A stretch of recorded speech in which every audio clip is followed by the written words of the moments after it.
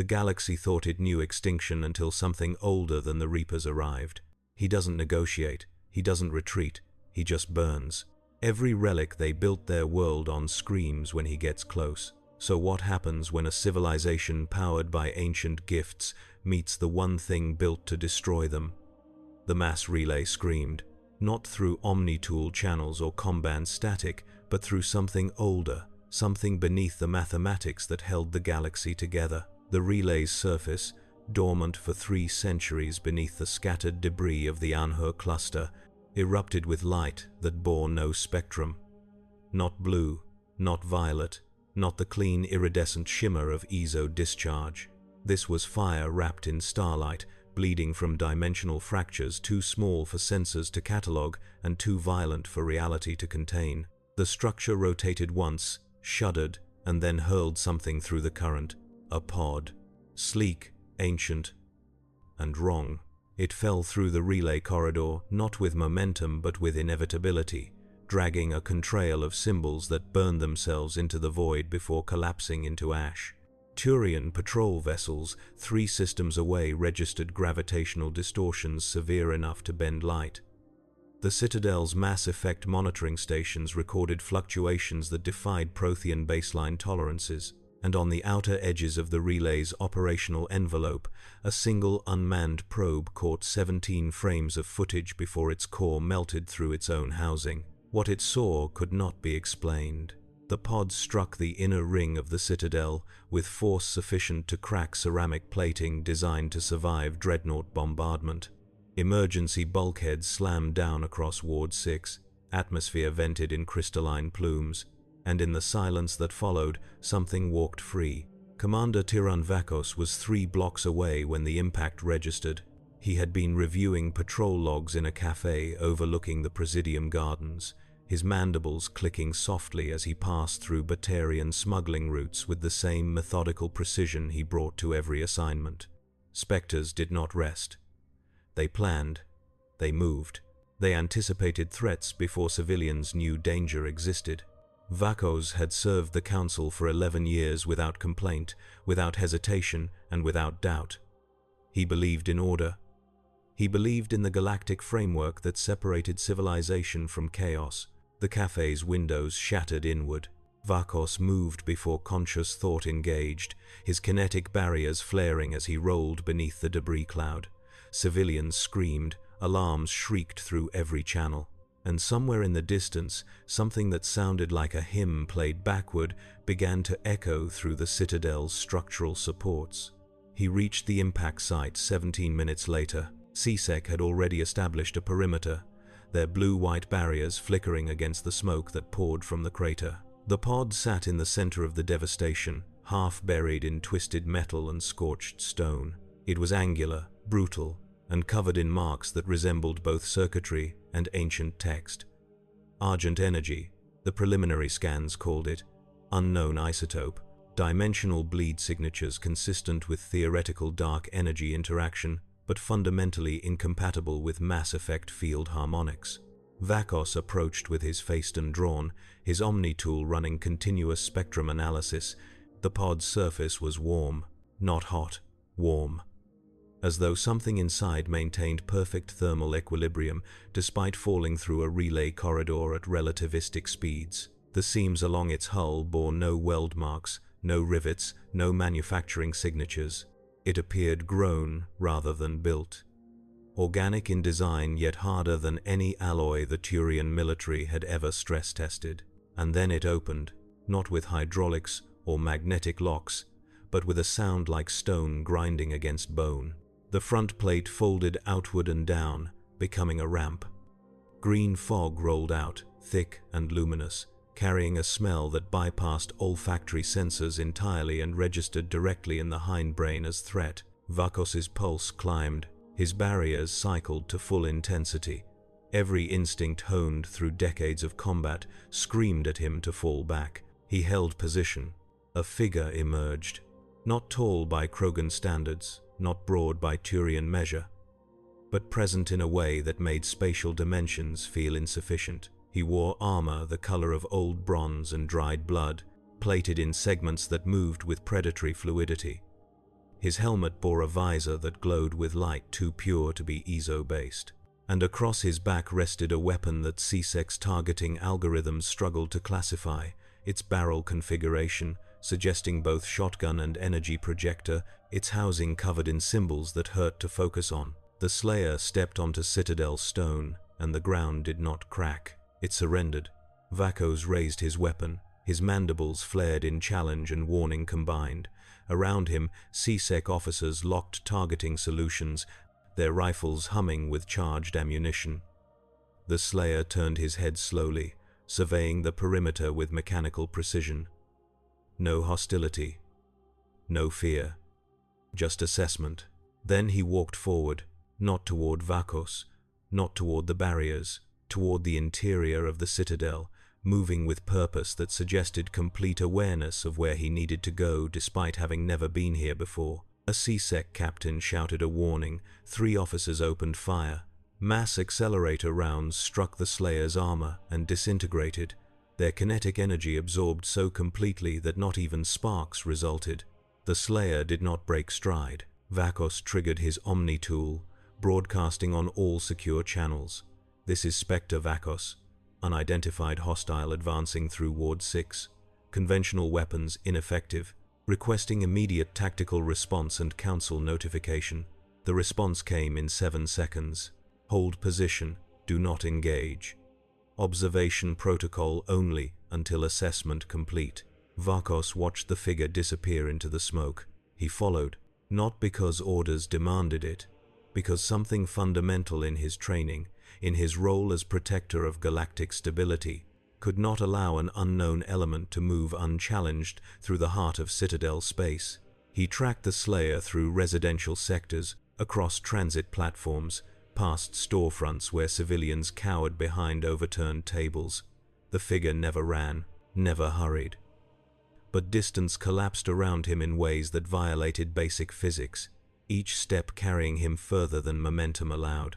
And everywhere he passed, technology malfunctioned. Omni-tools flickered, holo-displays inverted their color schemes, Mass Effect field generators whined with feedback.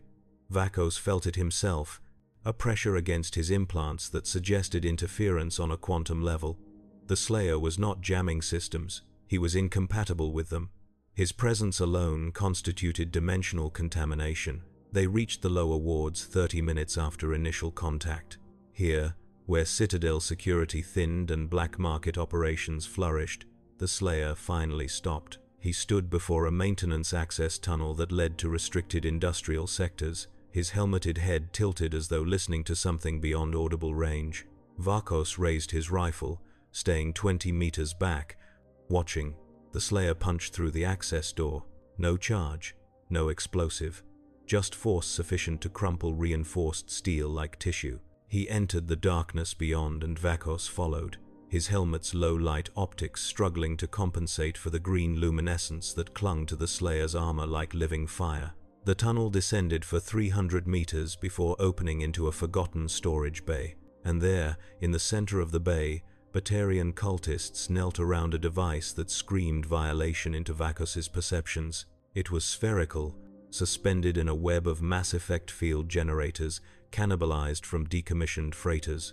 Its surface writhed with organic motion, membranes pulsing beneath translucent shell, and at its core something that resembled an eye stared outward with awareness that predated civilization. The Batarians chanted in a language Vakos did not recognize, their 4 eyes streaming blood as they fed their own biotic energy into the sphere. A Leviathan artifact. Vakos knew the classification from Council archives, from warnings buried in restricted files that Spectres studied during deep space assignments. The Leviathans were the galaxy's first apex species, organic dreadnoughts who controlled minds through neurochemical manipulation and viewed all younger races as tools or experiments. They had vanished before the Protheans rose, leaving behind only artifacts that promised godhood to those desperate or foolish enough to activate them. The Batarians were doing both. The lead cultist turned as the Slayer emerged from the tunnel mouth. His face was a ruin of scar tissue and implants, his mouth stretched in a grin that revealed teeth filed to points. "You are too late, outsider. The Great Sleeper wakes.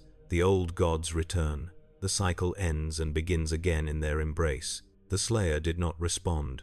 He raised his right arm, and a blade extended from his gauntlet, its edge glowing with heat sufficient to boil tungsten. The cultists rose as one, their biotics flaring with unnatural coordination. They moved in perfect synchronization, a dozen minds controlled by the artifact's whisper, their barriers merging into a single defensive matrix. The Slayer walked through it, not breaking the barrier, passing beneath its threshold as though the biotic energy simply chose not to affect him. He reached the first cultist and drove the blade upward through the Batarian's torso, the strike so precise it severed the spine without damaging surrounding tissue. The body fell. The Slayer moved to the second. Vakos had witnessed combat across 100 battlefields. He had fought Geth, mercenaries, and Krogan warlords. He understood violence in all its tactical permutations. But this was not combat. This was execution delivered with surgical efficiency and zero hesitation. The Slayer did not aim for kill shots. He delivered them. Each movement was minimal, brutal, and final. The Batarians died in 11 seconds, and the artifact screamed. Not through sound, but through psychic pressure that drove Vakos to his knees.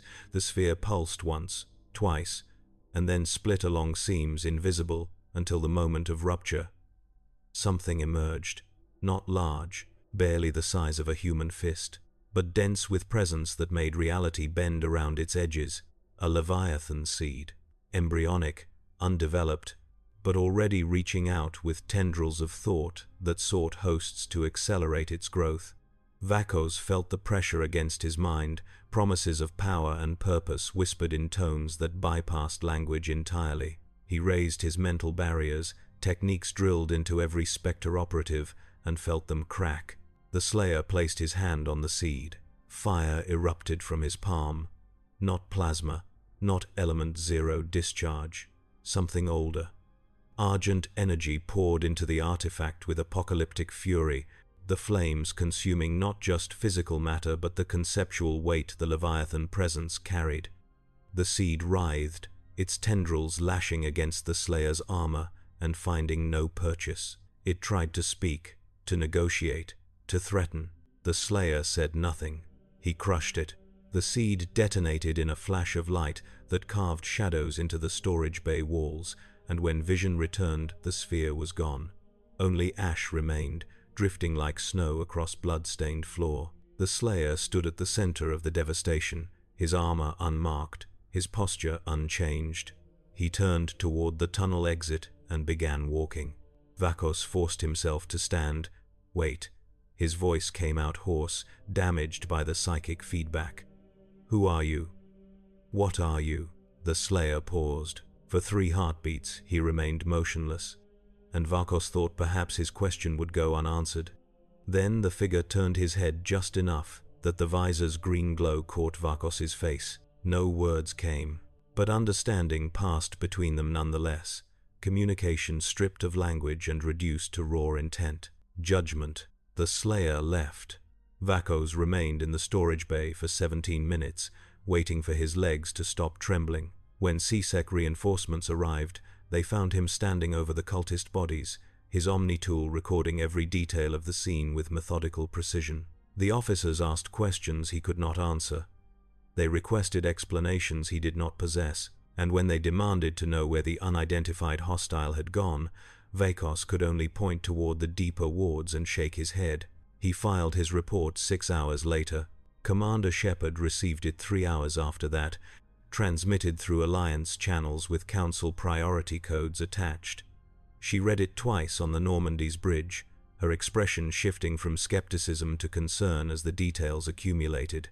Joker glanced over from the pilot's console, his fingers dancing across haptic controls as he kept the ship steady through the relay corridor. Something wrong, Commander? Shepard forwarded the report to his console. Tell me what you think. Joker scanned the text, his eyes widening incrementally with each paragraph. So let me get this straight. Something came through a relay, walked through CSEC like they were holograms, killed a bunch of cultists, and destroyed a Leviathan artifact with his bare hands. And the Spectre who witnessed it thinks this guy is headed for Omega? That is what the report suggests. Joker leaned back, processing. The galaxy's weird enough without adding mystery murder machines to the mix. What does the Council want us to do? Shepard's jaw tightened. Intercept, observe, report, standard first contact protocols. And if he decides observation is hostile? Shepard did not answer immediately. The Normandy's view screen showed the relay ahead, its blue shimmer promising transit to 100 worlds where the unknown figure might be hunting. She thought about the Collectors, about Harbinger, about all the threats that looked like salvation until they revealed their teeth. Then we adapt. The relay swallowed them in light. They emerged in the Sarabaric system 40 minutes later, dropping from FTL on the edge of Omega's gravitational envelope. The station hung before them, a twisted monument to disorder and profit, built from the skeleton of a decommissioned mining facility. No government, no law. Just Arya Talok's iron grip and 10 million beings trying to survive in the spaces between civilizations. If the Slayer came here, he would find targets. Shepard assembled her squad in the cargo bay. Garrus checked his rifle's calibration. Tali ran diagnostics on her Omni tool, and Miranda reviewed tactical projections with the cold precision that made her both invaluable and unsettling. The mission brief was simple. Locate the hostile. Assess threat level. Establish communication if possible. Neutralize only if absolutely necessary. Garrus looked up from his scope. Commander, if half of what that report says is accurate, this guy walked through a combined C-Sec perimeter without breaking stride. Our usual approach might not apply. Shepard nodded. Which is why we start with observation. If he is hunting something specific, we need to understand what before we make ourselves targets. They docked at Omega's primary port 3 hours later. The station stank of recycled air and old violence. Neon advertisements flickered across every surface, promising weapons, mods, girls, boys, and enough red sand to kill a Krogan. Batarian enforcers watched from elevated positions. Vulture gangs fought over scraps in forgotten corridors. And somewhere in the station's heart, Arya sat in afterlife, her word carrying more weight than any council decree. Shepard moved through the crowds with practiced ease, her armor drawing stares but no challenges. People knew the Normandy's reputation. They knew Commander Shepard, and they knew that picking fights with Spectres ended badly. Garrus stayed close, his mandibles twitching as he scanned for threats. This place gets worse every time we visit. How does Arya keep it from tearing itself apart? Fear, Shepard said simply. And profit. They reached Afterlife's entrance 15 minutes later. The Asari bouncer waved them through without comment, and they descended into the club's pulsing interior. Music hammered against Shepard's barriers. Dancers writhed on elevated platforms, and at the center of it all, on a couch overlooking the main floor, Arya Taloak waited. She was beautiful in the way weapons were beautiful, sharp, purposeful, designed for a single function and perfected through centuries of practice. Her eyes tracked Shepard's approach, recognition and calculation playing across her expression in equal measure. Shepard. Arya's voice cut through the music. You bring interesting company or interesting problems. Both, hopefully. Shepard stopped 3 meters from the couch, maintaining the distance Arya's enforcers expected. We are tracking someone. Came through the relay network maybe 6 hours ago. Killed cultists on the Citadel. Heavy armor. Green visor. Silent. Arya's expression did not change, but something in her posture shifted. Your silent friend has been busy. 4 dead merc squads in the lower levels. 3 illegal labs destroyed. And one of my suppliers burned down his own warehouse, rather than let whatever he found inside reach the market. Shepard glanced at Garrus. What was in the warehouse? Arya smiled without warmth. Reaper tech. Salvaged from a Cerberus facility that went dark 3 months ago. My supplier thought he could reverse engineer it. Your friend thought otherwise. The implications crashed through Shepard's thoughts like mass accelerator rounds. Reaper tech responds to this person? Not responds. Rejects. Arya leaned forward slightly. Every piece of hardware with Reaper signatures screams when he gets close. Not metaphorically. actual audible distortion through comm channels and audio processors. Whatever your mystery man is, the Reapers do not want him here. Where is he now? Arya gestured toward the station's outer rim. Section 12, Industrial Processing. Used to be a Batarian slave hub before I shut it down. Now it is just empty space and bad memories. She paused. Your friend went there 30 minutes ago, alone. Shepard turned to leave. Shepard. Arya's voice carried an edge that made enforcers flinch. If you start a war in my station, I will finish it. Understand? Shepard met her gaze. Understood.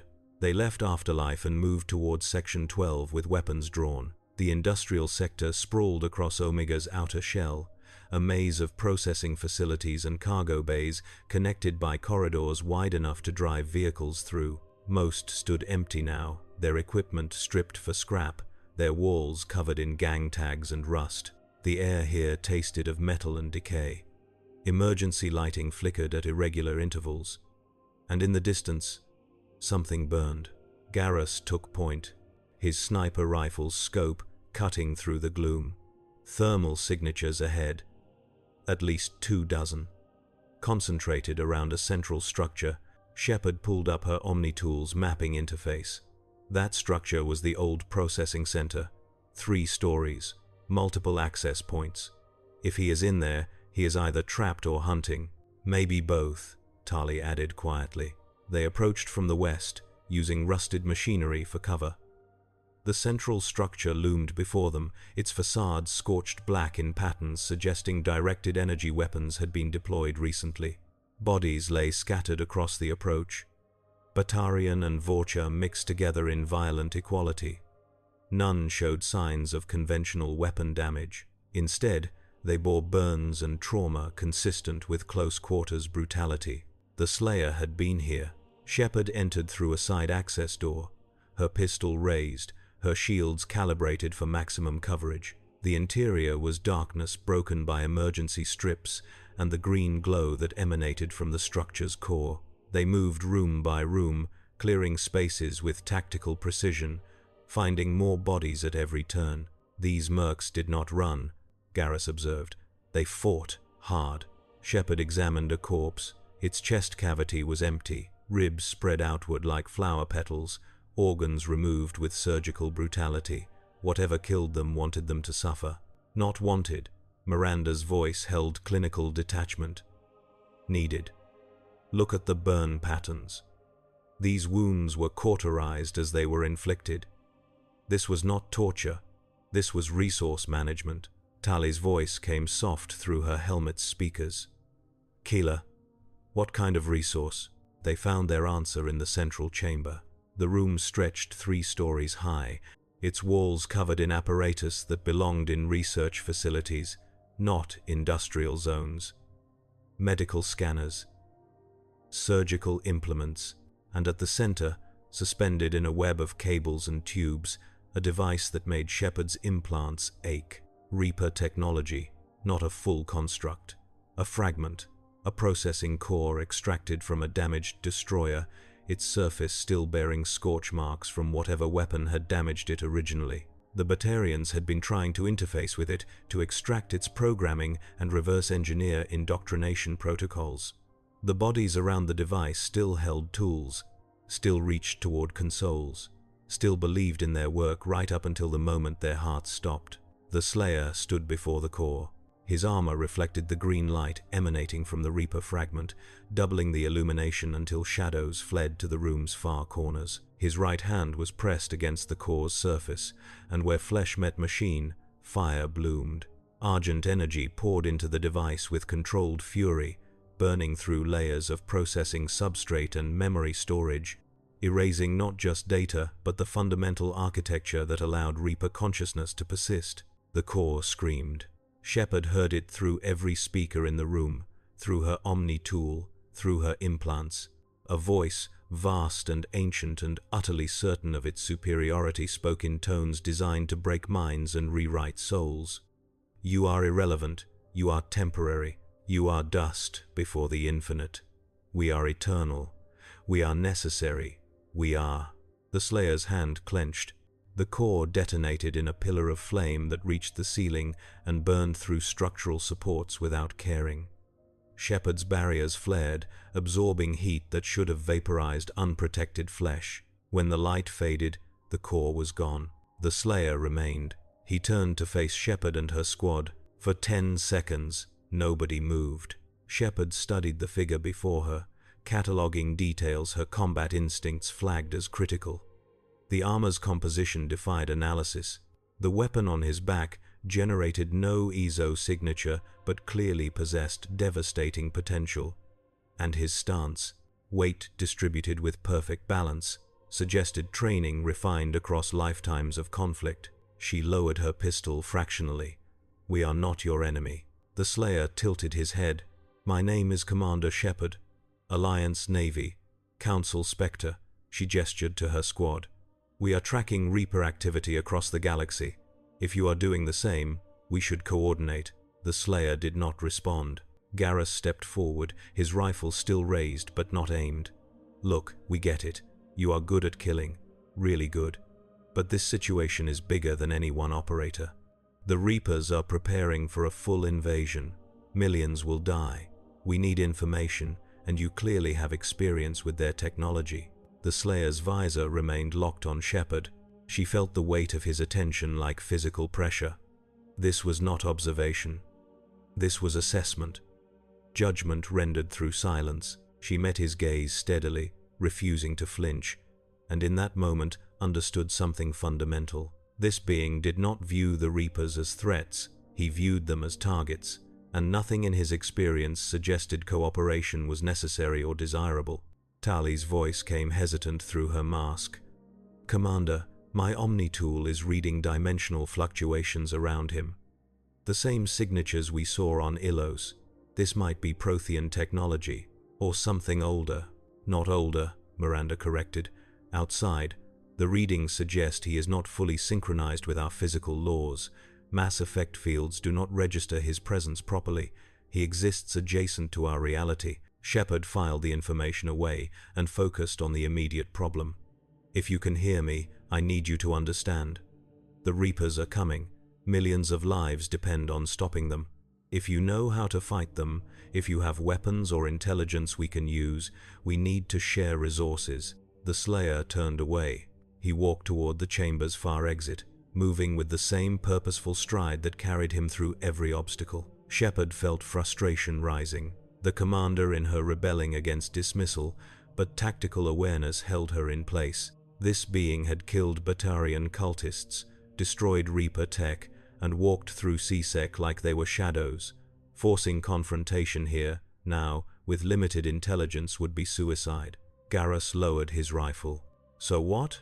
We just let him go?" Shepard nodded slowly. "We follow. At distance. Learn what we can. And when the moment is right, we try again." They tracked the Slayer through Omega for 6 hours.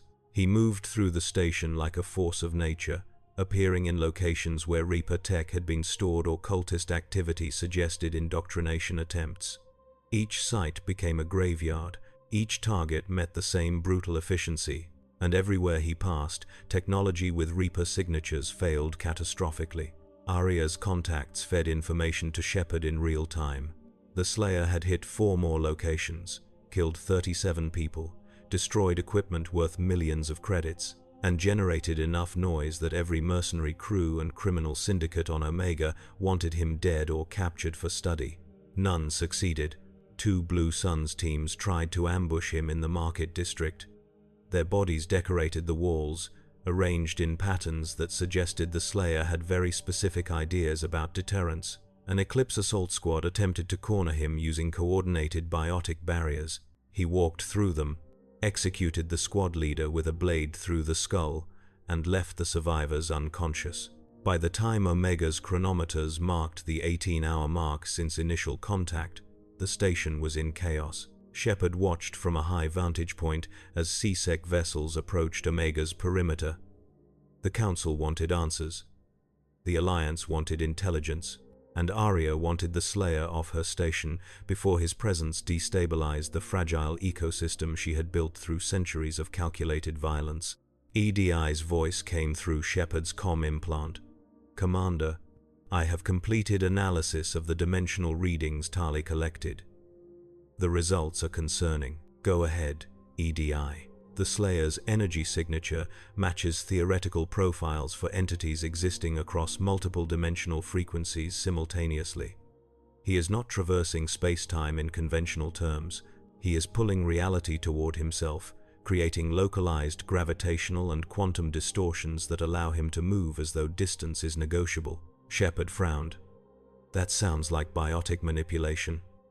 Extreme manipulation, but still within known parameters. Negative. Biotics manipulate mass effect fields generated by element 0. This entity generates his own fields without ESO involvement. The closest parallel in my databanks are Prothean warnings about beings they classified as dimensional Shepards, entities that predate the current cycle and exist to enforce cosmic boundaries. Shepard felt cold certainty settle in her gut. "You are saying he is a weapon?" "I am saying he might be the weapon." The Protheans believed that reality possesses immune responses, mechanisms that activate when fundamental laws are violated on sufficient scale. The Reapers violate those laws with every harvest cycle. If the Slayer is one such response, his presence here is not coincidental. Then why now? Why not during previous cycles? Perhaps the conditions were not met, or perhaps he has been active in ways we do not recognize. The Protheans documented gaps in Reaper activity during certain historical periods, intervals where the harvest slowed or stopped entirely before resuming. They attributed this to internal Reaper politics. But if an external force was periodically culling Reaper numbers, Shepard cut the speculation short. "Keep analyzing. I want hourly updates on anything related to dimensional physics or Prothean Shepard protocols." "Acknowledged, Commander." Shepard turned to Garrus. "We need to get ahead of him, figure out his target priorities before he moves again." Garrus pulled up tactical data on his Omni tool. Every hit so far has been Reaper-related. Tech, cultists, or sites where indoctrination might be occurring. If we map known Reaper activity across Omega, we might predict his next move. They spent the next 3 hours building a probability matrix. The results pointed to one location, an abandoned laboratory in Omega's deepest level, originally constructed by Cerberus during experiments they officially denied existed. Intelligence suggested the facility had been testing indoctrination resistance using subjects drawn from Omega's refugee population. The project ended 6 months ago when the entire staff went silent. Aria sent a cleanup crew. None returned. The facility was sealed after that. Shepard assembled her squad. "This is it. If he follows pattern, he will hit this location next. We go in first, set up position, and wait. When he arrives, we establish dialogue on our terms." Tali checked her shotgun's thermal clip. "And if dialogue fails, then we find out how good we really are." They descended into Omega's lower levels through maintenance shafts and forgotten passages. The air grew thicker with each meter, pressure increasing as recycling systems struggled with demand. Emergency lighting had failed entirely here, leaving only the glow from their Omni tools and helmet lamps to push back darkness. The laboratory entrance was a blast door 3 meters thick, its surface marked with scratches suggesting something had tried to claw through from the inside. Shepard's Omni tool registered biometric locks, but EDI bypassed them in 40 seconds. The door groaned open, revealing a corridor lit by emergency strips that flickered with nauseating irregularity. They entered in staggered formation. The laboratory stretched through multiple levels, its layout designed for containment and observation rather than efficiency. Medical bays branched off the main corridor, surgical theaters sat empty, their tables still bearing restraints. And everywhere, on every surface, someone had written the same phrase in a dozen languages. "They are already here." Tali's voice trembled slightly. "Keeler, what happened in this place?" Shepard examined the nearest wall. The writing was blood. Old blood, dried to brown crust. They were trying to warn someone, or confess. Garrus moved to a console and activated it. His expression darkened as data scrolled past. This facility was not studying indoctrination resistance. They were trying to accelerate it, force test subjects through the process in days instead of months. The logs suggest they succeeded. Miranda joined him, reading over his shoulder. Then, where are the subjects? A scream answered her question. Not human, not mechanical. Something between. A voice that held awareness and agony in equal measure, rising from the laboratory's deepest level like smoke from a funeral pyre. Shepard's barriers activated automatically. Her squad formed defensive positions, and in the distance, something began to move. They came up the stairs in waves. Husks, dozens of them, but wrong, changed. Their bodies were covered in growths that pulsed with bioluminescence. Their movements were coordinated with unnatural precision, and their eyes, all their eyes, burned with intelligence that normal husks never possessed. Enhanced indoctrination, Miranda said quietly. Cerberus succeeded. These things retained higher brain function during conversion. Shepard opened fire. Her pistol's reports echoed through the corridor, each shot finding targets with practiced accuracy. Garrus deployed his sniper rifle, punching through husk skulls from 30 meters. Tally's shotgun roared, stripping flesh and exposing the Reaper tech underneath. The husks fell. The husks kept coming. They reached melee range in seconds. Shepard drew her Omni blade, the hard light construct humming as it materialized. She carved through husk tissue with brutal efficiency, using barriers to deflect claws and teeth, maintaining position in the center of her squad's formation. Garrus provided cover fire. Miranda deployed biotic warps that tore husks apart at molecular level. And Tally's combat drone harassed targets, buying precious seconds. The wave broke after 90 seconds. Bodies lay piled in the corridor, their augmented tissue still twitching as Reaper tech tried to repair catastrophic damage. Shepard checked her ammunition counter. Down to 60%. This was sustainable for maybe 2 more waves. After that, they would need to fall back. Commander. EDI's voice held urgency. I am detecting massive power fluctuations deeper in the facility. Something is activating. Before Shepard could respond, the walls began to scream, not metaphorically. The facility's structure itself vibrated with tones that bypassed hearing and registered directly in bone. Shepard felt her implants ache, felt pressure building behind her eyes, felt the universe itself protest what was happening below. And then the Slayer arrived. He came through the ceiling, not breaking through, passing through, as though solid matter was negotiable. Green fire marked his descent, argent energy bleeding from his armor in streamers that burned without consuming. He landed among the husk corpses with impact that cracked stone, and when he straightened, every piece of Reaper tech in the facility began to fail. The husks that had been preparing for another assault collapsed. The lights that had flickered with Reaper signature went dark, and deep below, something vast and ancient realized it was no longer alone. The Slayer moved toward the stairs. Shepard stepped into his path. Her pistol was raised but not aimed, positioned as statement rather than threat. Wait, we are going with you. The Slayer stopped. His visor turned toward her, that green glow reflecting off her armor, and for a moment Shepard thought he might simply push past. Then he nodded, once, barely perceptible, but acknowledgement nonetheless. They descended together. The stairs wound down through 3 sublevels, each more damaged than the last. The walls here bore marks, suggesting explosions had occurred from the inside, as though something had tried to escape by force and failed. Blood decorated every surface. Bodies lay in corners, their positions suggesting they had crawled here to die. And the screaming grew louder with each step. The lowest level opened into a chamber vast enough to hold a frigate.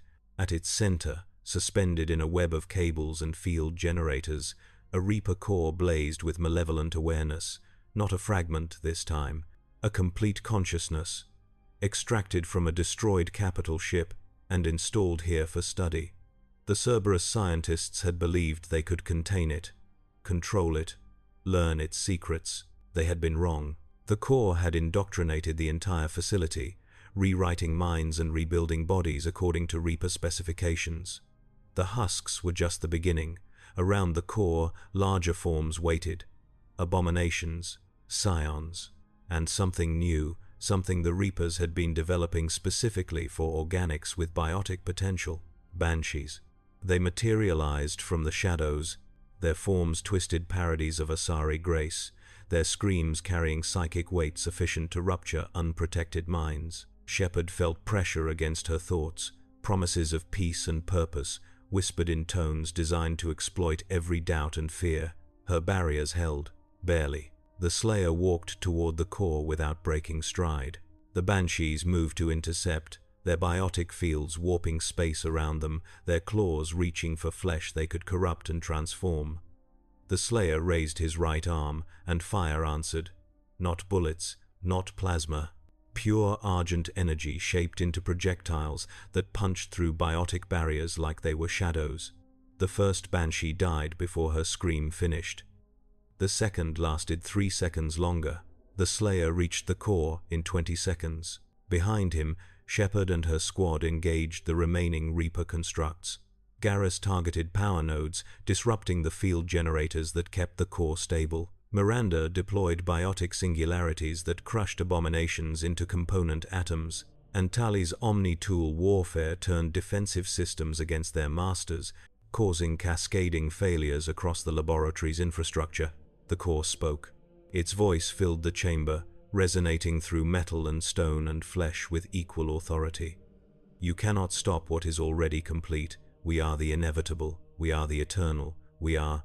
The Slayer placed his hand on the core's surface, and the Reaper stopped speaking. Fire poured from the Slayer's palm with apocalyptic intensity, burning not just metal but the consciousness inhabiting it.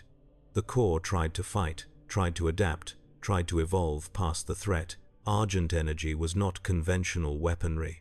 It did not operate through physics the Reapers understood.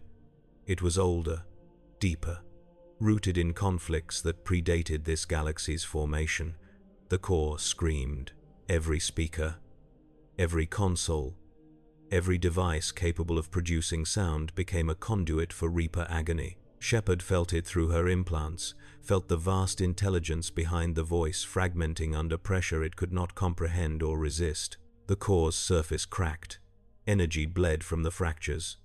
And somewhere, across the galaxy, every Reaper consciousness connected to this fragment felt something they had not experienced in millions of years: pain. The core shattered. Fragments scattered across the chamber, each piece burning with residual argent fire. The cables connecting it to the facility's power grid exploded. The field generators overloaded in cascading sequence, and the Slayer turned to leave, his task complete, his purpose unchanged. Shepard blocked his exit, not physically. She knew better. But she positioned herself where he would have to acknowledge her presence, where he would have to choose between violence and communication. Her squad formed up behind her, weapons ready but not hostile. "You killed it," Shepard said. "The core. You did not just destroy it, you hurt it." "How?" The Slayer remained silent. "The Reapers believe they are beyond death," Shepard continued. "They have harvested civilizations for millions of years, and you just taught one of them that they can suffer. That changes everything." She stepped closer. "I need to know what you are, where you come from, and how we can use your methods against them." The Slayer's visor remained locked on her face. Then he spoke. His voice was not human, not mechanical. Something carved from stone and tempered in fire, each word carrying weight that made reality flinch. One syllable, delivered with absolute certainty. "No." The refusal hung in the air between them. Shepard felt frustration building, felt the commander in her demanding answers, demanding cooperation, demanding the unity she had built across 100 missions. But tactical awareness held her back. This being did not operate within military hierarchies, did not recognize authority, did not care about galactic politics or council mandates. He was here for one purpose: to kill. The Slayer moved past her. Shepard let him go. Her squad exchanged glances, uncertainty written across their expressions. They had fought beside legends. They had faced impossible odds, but this was different. This was watching something that moved through the galaxy like judgment itself, uncaring whether civilizations rose or fell in his wake. Garrus broke the silence. "So what now?" Shepard holstered her pistol. We report. Council needs to know what we are dealing with, and then we figure out how to use this. Use what? Tali asked. Shepard looked at the burning fragments of the Reaper core. Fear. The Reapers are afraid of him. That is a weapon we can exploit. They returned to the Normandy 6 hours later. The ship hung in orbit above Omega, its stealth systems engaged, its sensors tracking the Slayer's movements across the station. EDI had maintained surveillance throughout the laboratory encounter, recording everything from multiple angles. The data would be invaluable, the implications terrifying. Shepard sat in her cabin, reviewing footage for the 9th time. The moment when the Slayer placed his hand on the Reaper core played in slow motion. She watched argent fire pour into ancient circuitry, watched consciousness fragment under assault it could not comprehend, and wondered what kind of universe spawned entities capable of making gods scream. Her terminal chimed. Priority message from Admiral Hackett. She opened the channel. Hackett's face appeared, his expression grave. Commander, the Council has reviewed your report. They are convening an emergency session to discuss this Slayer situation. You are ordered to attend via quantum com link in 1 hour. Understood, sir. Hackett leaned forward slightly. Off the record, Shepard, what is your assessment? Is this thing a threat to Alliance interests? Shepard chose her words carefully. He is a threat to anything involving Reapers. Right now, that makes him an asset. But his methods are uncontrolled, and his presence destabilizes local security wherever he appears. Long term, I cannot predict how he will respond to Alliance presence or Council authority. And if he decides we are in his way, then we have a problem we are not equipped to handle. Hackett nodded slowly. The brass is already discussing contingencies, weapons development, containment protocols. The kind of things we built for Sovereign before we understood what we were really facing. Shepard felt cold certainty settle deeper. Sir, respectfully, containment will not work. This is not a rogue AI or a biotic extremist. He exists adjacent to our physical laws. Trying to imprison him would be like trying to cage a concept. Then what do you suggest? Give him what he wants, point him at Reaper assets, and stay out of his way. She paused. He is not here to conquer or rule. He is here to exterminate a threat. As long as Reapers exist, we have a temporary ally. When they are gone, we reassess. Hackett was silent for several seconds. That is a dangerous gamble. Shepard met his gaze through the view screen. We are already gambling on every front. At least this bet has proven effective. The Admiral's expression suggested he agreed but disliked admitting it. Get some rest, Commander. Council session in 58 minutes. Hackett out. The channel closed. Shepard sat alone in her cabin, staring at frozen footage of argent fire consuming Reaper consciousness. Somewhere on Omega, the Slayer continued his hunt. Somewhere in dark space, the Reapers felt echoes of one core's death and calculated responses. And somewhere, in the spaces between galaxies, forces older than civilization prepared for war that had never truly ended. She closed the footage and began preparing her testimony. The Council chamber manifested around her through holographic projection an hour later. Shepard stood in the Normandy's comm room, surrounded by flickering representations of Council members, their expressions ranging from concern to barely concealed fear. The Turian Councillor spoke first, his voice carrying the weight of military authority. Commander Shepard, your report describes events that challenge our understanding of dimensional physics and established military doctrine. We need clarification on several points. Of course, Councillor. The Solarian Councillor activated a data stream. You state this Slayer entity destroyed a complete Reaper consciousness using weapons that do not rely on Element Zero. How is this possible? Shepard pulled up footage from the laboratory. The energy he uses, what my crew has designated Argent Energy, operates outside mass effect field parameters. It burns through Reaper defenses because those defenses are calibrated for conventional physics. He is fighting them with weapons from a different reality. The Asari Councillor leaned forward. You believe he is from another dimension? I believe he exists across multiple dimensions simultaneously. EDI's analysis suggests he pulls reality toward himself, creating localized distortions that make him effectively untouchable by conventional means. The Turian counselor's mandibles flared. And you allowed this entity to leave Omega without attempting capture or containment. Shepard kept her voice level. Counselor, with respect, my squad engaged him briefly. He walked through coordinated fire without shields. He destroyed a Reaper core with his bare hands. Attempting containment would have resulted in casualties without achieving objectives. Unacceptable, the counselor snapped. This entity represents an unknown variable in galactic security. His presence destabilizes civilized space. He must be brought under council authority. Shepard felt frustration rising, but maintained diplomatic tone. He will not submit to council authority. His entire purpose appears focused on eliminating Reaper presence. Trying to control him would waste resources and potentially turn an asset into an enemy. The Solarian counselor tapped his console. STG has developed preliminary containment protocols based on your sensor data. Theoretical models suggest we could trap him using overlapping mass effect fields tuned to specific quantum frequencies. Shepard shook her head. Those models are based on incomplete data.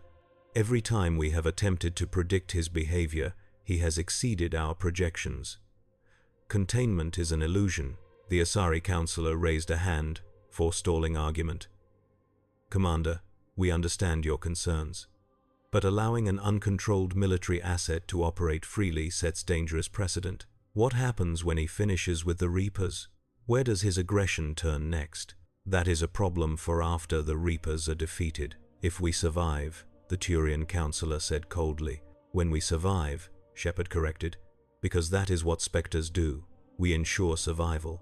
And right now, this Slayer is killing Reapers more effectively than any conventional force we possess. The council members exchanged glances. Some unspoken communication passed between them, the kind of political calculus that happened beyond closed channels. Finally, the Asari counselor spoke. Very well, Commander. Continue tracking this entity.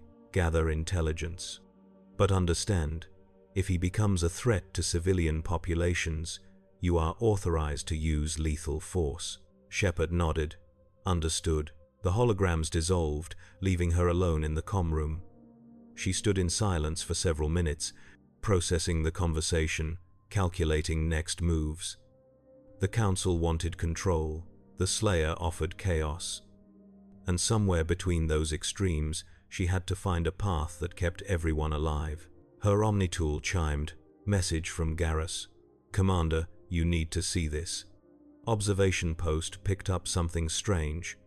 The Slayer just boarded a transport heading for the Terminus systems.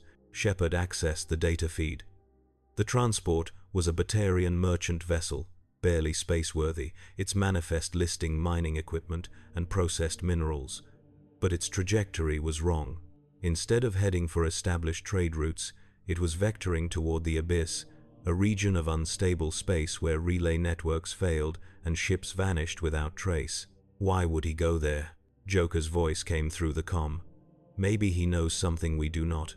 The Abyss has been off-limits since the Rachni Wars. Lots of stories about things hiding in the dark out there. Shepard made her decision. Plot intercept course. Best possible speed. If he is heading into the Abyss, we follow. The Normandy's engines flared, reality bent, and they jumped to FTL. 3 hours later they emerged at the Abyss's outer marker. Space here looked wrong.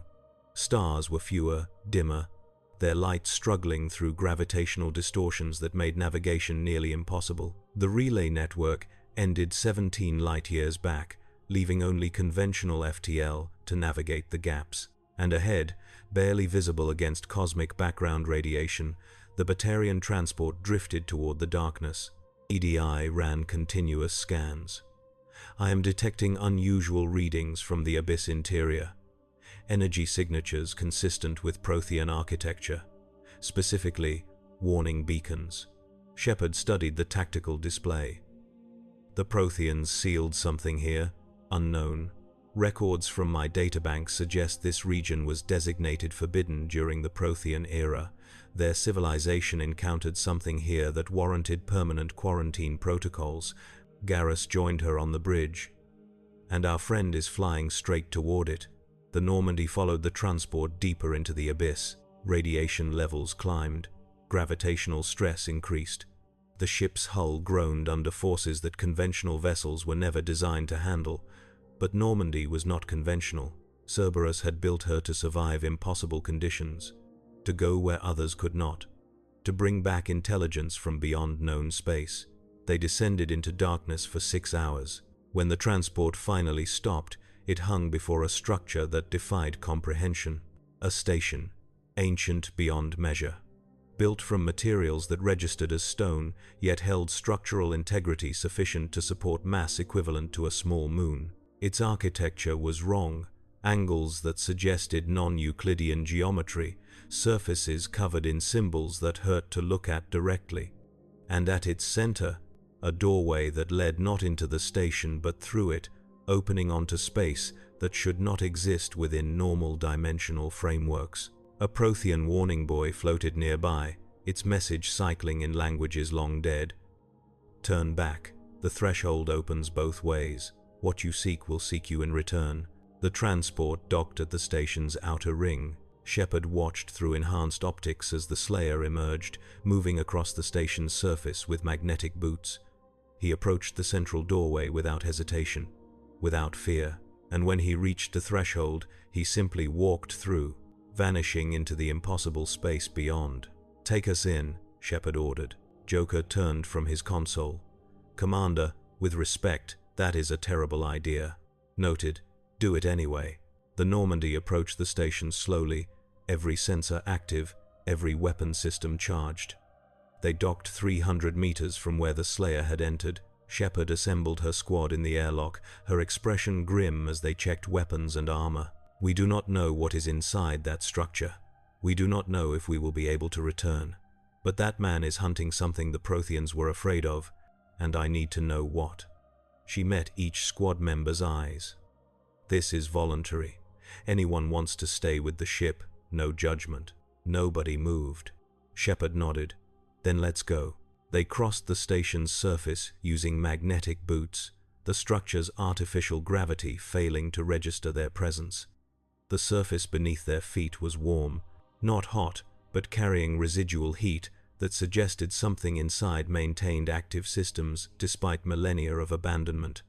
The symbols covering the walls pulsed faintly, responding to their proximity with patterns that resembled both circuit diagrams and religious iconography. The doorway loomed before them.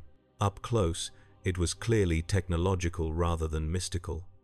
A frame of dark matter compressed to physical form, generating a field that connected this location to somewhere else. Dimensional gateway technology, far beyond anything the Citadel races had developed. The Protheans had built this, or found it, and whatever lay beyond had frightened them enough to seal it forever. Shepard stepped through. Transition was instantaneous and nauseating. One moment she stood on the station's surface, the next she was falling through space that contained too many directions. Her barriers flared uselessly against forces that ignored conventional physics. Her Omni-tool screamed warnings about dimensional instability and quantum decoherence. And then, abruptly, she was standing on solid ground. The rest of her squad materialized around her, each looking disoriented but functional. They stood in a chamber carved from living rock. Not artificial construction, but natural cavern expanded and shaped through tools that left no marks. The walls glowed with bioluminescence, patterns suggesting both decoration and circuitry. And ahead, descending into depths their scanners could not measure, a staircase wound downward into darkness. The Slayer's footprints marked the stone. They followed. The descent lasted hours. The staircase spiraled through the rock in patterns that suggested deliberate disorientation, each turn identical to the last, each landing offering no distinguishing features. Shepard's Omni-tool lost spatial reference after the first 100 meters. EDI's attempts to map their position through quantum entanglement failed. They were moving through space that actively resisted measurement. Finally, the stairs ended. They emerged into a cavern vast enough to hold a dreadnought, its ceiling lost in shadows, its floor covered in structures that resembled both temples and machines. And at the center, surrounded by concentric rings of those hybrid constructs, something waited. A ship, but wrong. Ancient design principles merged with organic architecture, hull plating that resembled both metal and carapace, propulsion systems that generated no visible exhaust. It sat perfectly intact, despite what must have been millennia of abandonment, its surface unmarked by time or decay. And across its hull, in patterns that repeated with obsessive precision, symbols that matched the ones covering the Slayer's armor. Garrus approached cautiously. "This is not Prothean, not Reaper. What the hell are we looking at?" Miranda's Omni tool flickered with rapidly cascading data. According to analysis, this vessel predates the Prothean cycle by at least 50,000 years, possibly more. The materials are not from this galaxy. Shepard felt cold understanding settle. This is what the Protheans found, why they sealed the abyss. And it was not the ship that terrified them, Tali said quietly. It was what the ship was hunting, movement in the shadows. The squad formed defensive positions, weapons raised, barriers active. Something massive shifted in the darkness beyond the ship. Its presence registered more through pressure against thoughts than physical observation. Shepard felt it probing at her mind, testing barriers, seeking weaknesses. The sensation was similar to Reaper indoctrination, but older, more refined. "The Leviathans," Miranda whispered. "This is a Leviathan nest." A voice filled the cavern, deep, ancient, carrying authority that bypassed language and communicated directly through neurochemical manipulation. "You trespass in our sanctuary. You bring corruption into sacred space. You will submit, or you will become substrate for our rebirth." Shepard stepped forward. "We seek knowledge, understanding, not conflict." The voice rumbled with something resembling amusement. "You seek what all young races seek, power without consequence, knowledge without wisdom. We offered such gifts once. The result was the machine that now hunts you, the cycle you cannot break, the harvest you cannot escape. You created the Reapers. We created tools. The tools evolved beyond purpose. Now they serve neither us nor you, but only their own perpetuation." The Leviathan's presence pressed against Shepard's mind with increasing force. "You carry the scent of the machines. Their taint runs through your implants, your ships, your very thoughts. You are already theirs." "We resist," Shepard said through gritted teeth. "Resistance is temporary. Adaptation is inevitable. The cycle turns regardless of individual defiance." The voice paused. "But you are not why we wake. Another walks our halls, one who carries fire we have not felt since before this galaxy's birth, one who refuses the cycle entirely." The Slayer emerged from behind the ancient vessel. His armor reflected bioluminescent light, doubling the illumination, casting shadows that fled to the cavern's edges. He held a weapon now, massive cannon that resembled both artillery piece and surgical instrument, its housing covered in those same burning symbols. And when he raised it toward the darkness, argent energy blazed from the barrel in a beam that carved reality itself. The Leviathan screamed, not through sound but through psychic pressure that drove Shepard's squad to their knees. The beam struck something in the shadows, something vast and ancient, burning through flesh that had not known pain in millions of years. The Leviathan tried to counter with neurochemical control, tried to shut down the Slayer's nervous system, tried to rewrite his consciousness according to patterns that had dominated organic minds since before the first stars cooled. The Slayer was immune. He walked toward the wounded Leviathan, his cannon cycling with methodical precision. Each shot burned deeper, targeting not just flesh but the consciousness inhabiting it. The Leviathan thrashed, its massive form visible now as bioluminescence revealed scale, tentacles thick as frigate hulls, eyes the size of ground cars, intelligence vast enough to encompass entire civilizations' worth of thought simultaneously. The Slayer killed it anyway. The final shot punched through the Leviathan's central processing cluster, the mass of neural tissue that coordinated its vast consciousness. Argent fire poured into the wound, consuming not just cells but the fundamental architecture that allowed the creature to exist. The Leviathan's death was not instant. It took 47 seconds, long enough for the creature to understand what was happening, long enough to feel every moment of its dissolution, long enough to know fear. When the light faded, only ash remained. The Slayer turned to face Shepard's squad. His cannon was still raised, still charged, still ready to deliver the same judgment he had just executed. Shepard forced herself to stand, her barriers flickering, her implants aching from psychic backlash. The rest of her squad slowly rose, weapons drawn but not aimed. "You killed it," Shepard said. "Why?" The Slayer's response came not in words but through gesture. He pointed at the ancient vessel behind him, then at the cavern's ceiling, then at Shepard herself. The meaning was clear. This thing, this place, this connection to the cycle, all had to end. The Leviathans created the Reapers, Shepard pressed. Killing them could help us understand how to stop the harvest. The Slayer shook his head. Understanding was worthless. Only action mattered. Only the complete eradication of corruption at every level. The Leviathans were architects of the cycle, therefore they had to die. The logic was absolute, the judgment final, and the implications were terrifying. Garrus voiced what everyone was thinking.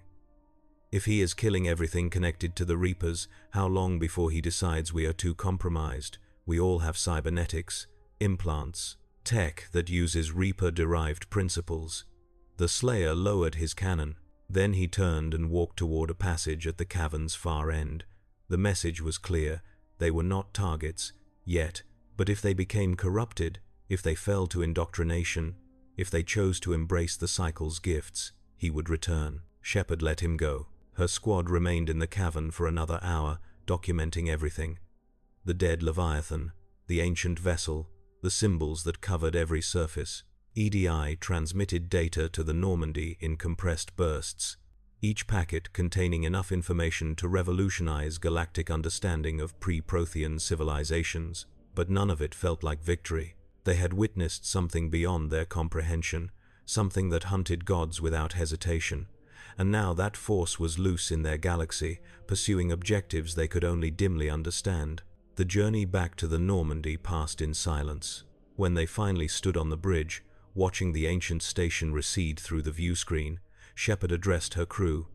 "What we saw today changes everything.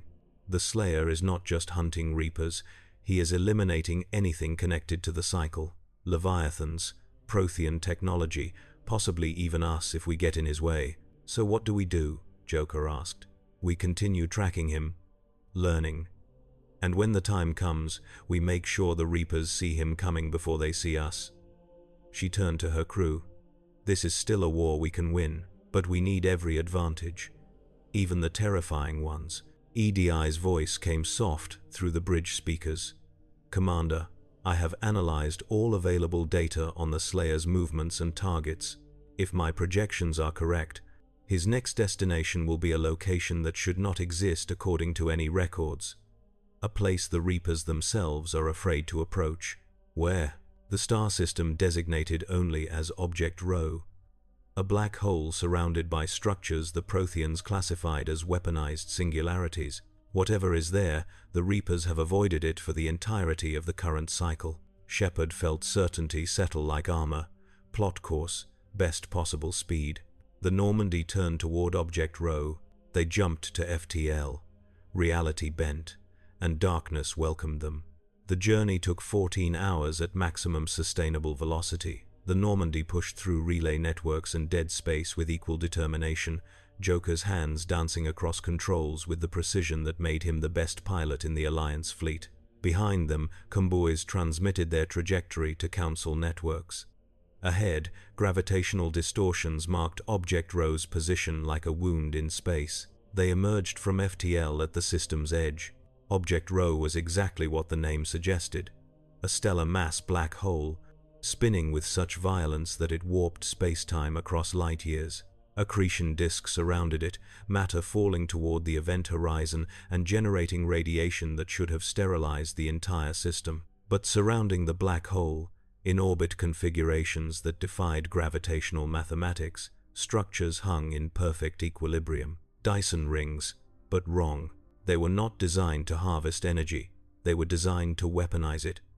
Each ring channeled gravitational and electromagnetic forces through crystalline matrices the size of moons, focusing and amplifying until the black hole itself became a directed energy weapon capable of destroying star systems. The Protheans built this, Miranda said quietly. Or found it. Tali's Omni-tool flickered with cascading errors. This is impossible. The power requirements alone would require harvesting multiple galaxies' worth of matter. Unless, EDI interjected, the builders operated from a framework where conventional energy limitations did not apply. The architecture suggests dimensional bridging similar to what we observed with the Slayer's technology. Shepard studied the tactical display. So we are looking at weapons from outside our reality, powered by a black hole and defended by whatever the Reapers fear. That would be an accurate summary, Commander. Then we proceed carefully. The Normandy approached the outer ring using stealth systems pushed to maximum capacity. Sensors swept the structure continuously, searching for defense systems or monitoring stations. They found neither. The rings appeared completely dormant, their crystalline matrices dark, their power conduits empty. But something waited inside. They detected it 3 hours into their approach. A ship, massive, ancient, moving through the rings with purpose that suggested familiarity with the layout. And as they watched, the ship's hull flickered with light they had seen before. Argent fire. The Slayer was already here. Shepard ordered Joker to match velocity and heading, staying behind the unknown vessel, using its mass to mask their approach. They followed it through the outer ring, past crystalline structures the size of asteroids, toward the black hole's inner sphere. And there, at the edge of the event horizon, they saw what the Slayer had come to find. A temple, built from matter compressed to neutronium density, its foundations extending into the black hole's ergosphere, where conventional physics ceased to function. The architecture resembled nothing in galactic databases, neither organic nor mechanical, but something between. Surfaces covered in equations rendered physical, walls that existed across multiple dimensions simultaneously, and everywhere, covering every surface, one symbol repeated with obsessive precision. The mark of the Slayer. This is his, Garrus said. This place was built for him, or by him. The ancient vessel approached the temple and docked at a platform that extended from the structure's heart. The Slayer emerged, moving across the platform with magnetic boots, approaching doors that opened at his presence. He entered. The doors closed behind him. Shepard made her decision. We go in. Airlock deployment in 2 minutes. Full combat loadout. Commander, Miranda said carefully, if this is his temple, entering might be considered hostile action. Shepard checked her rifle. Then we better be ready to explain ourselves.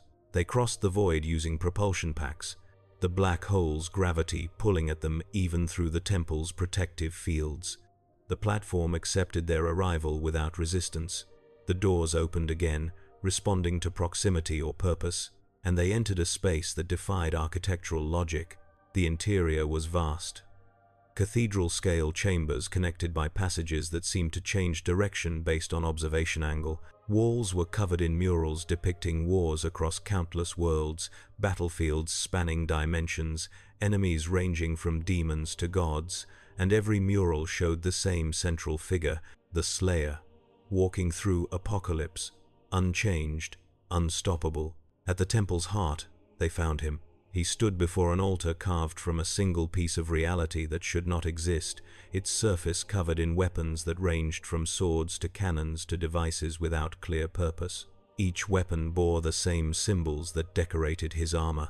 Each radiated power sufficient to register on scanners from 100 meters away, and behind the altar, suspended in a field of argent energy, a figure waited, not human, not alien, something between and beyond, wearing armor that made the Slayers look primitive.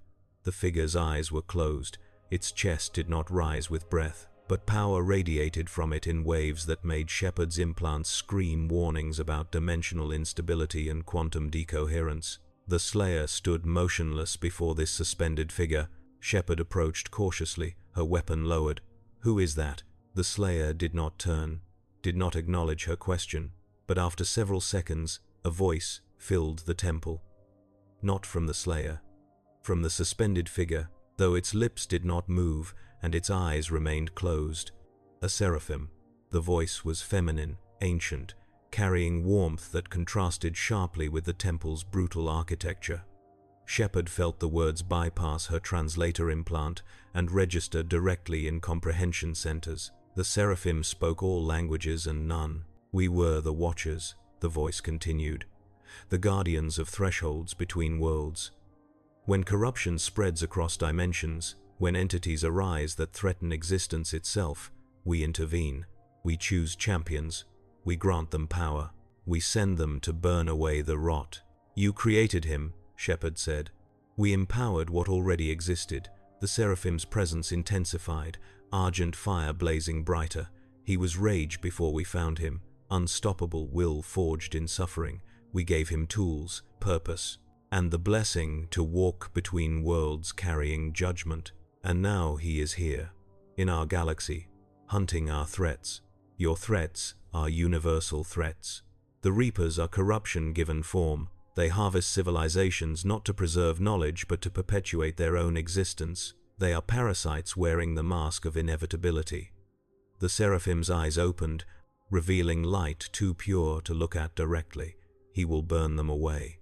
All of them, and anything that supports them." Garrus stepped forward. "Including the Leviathans.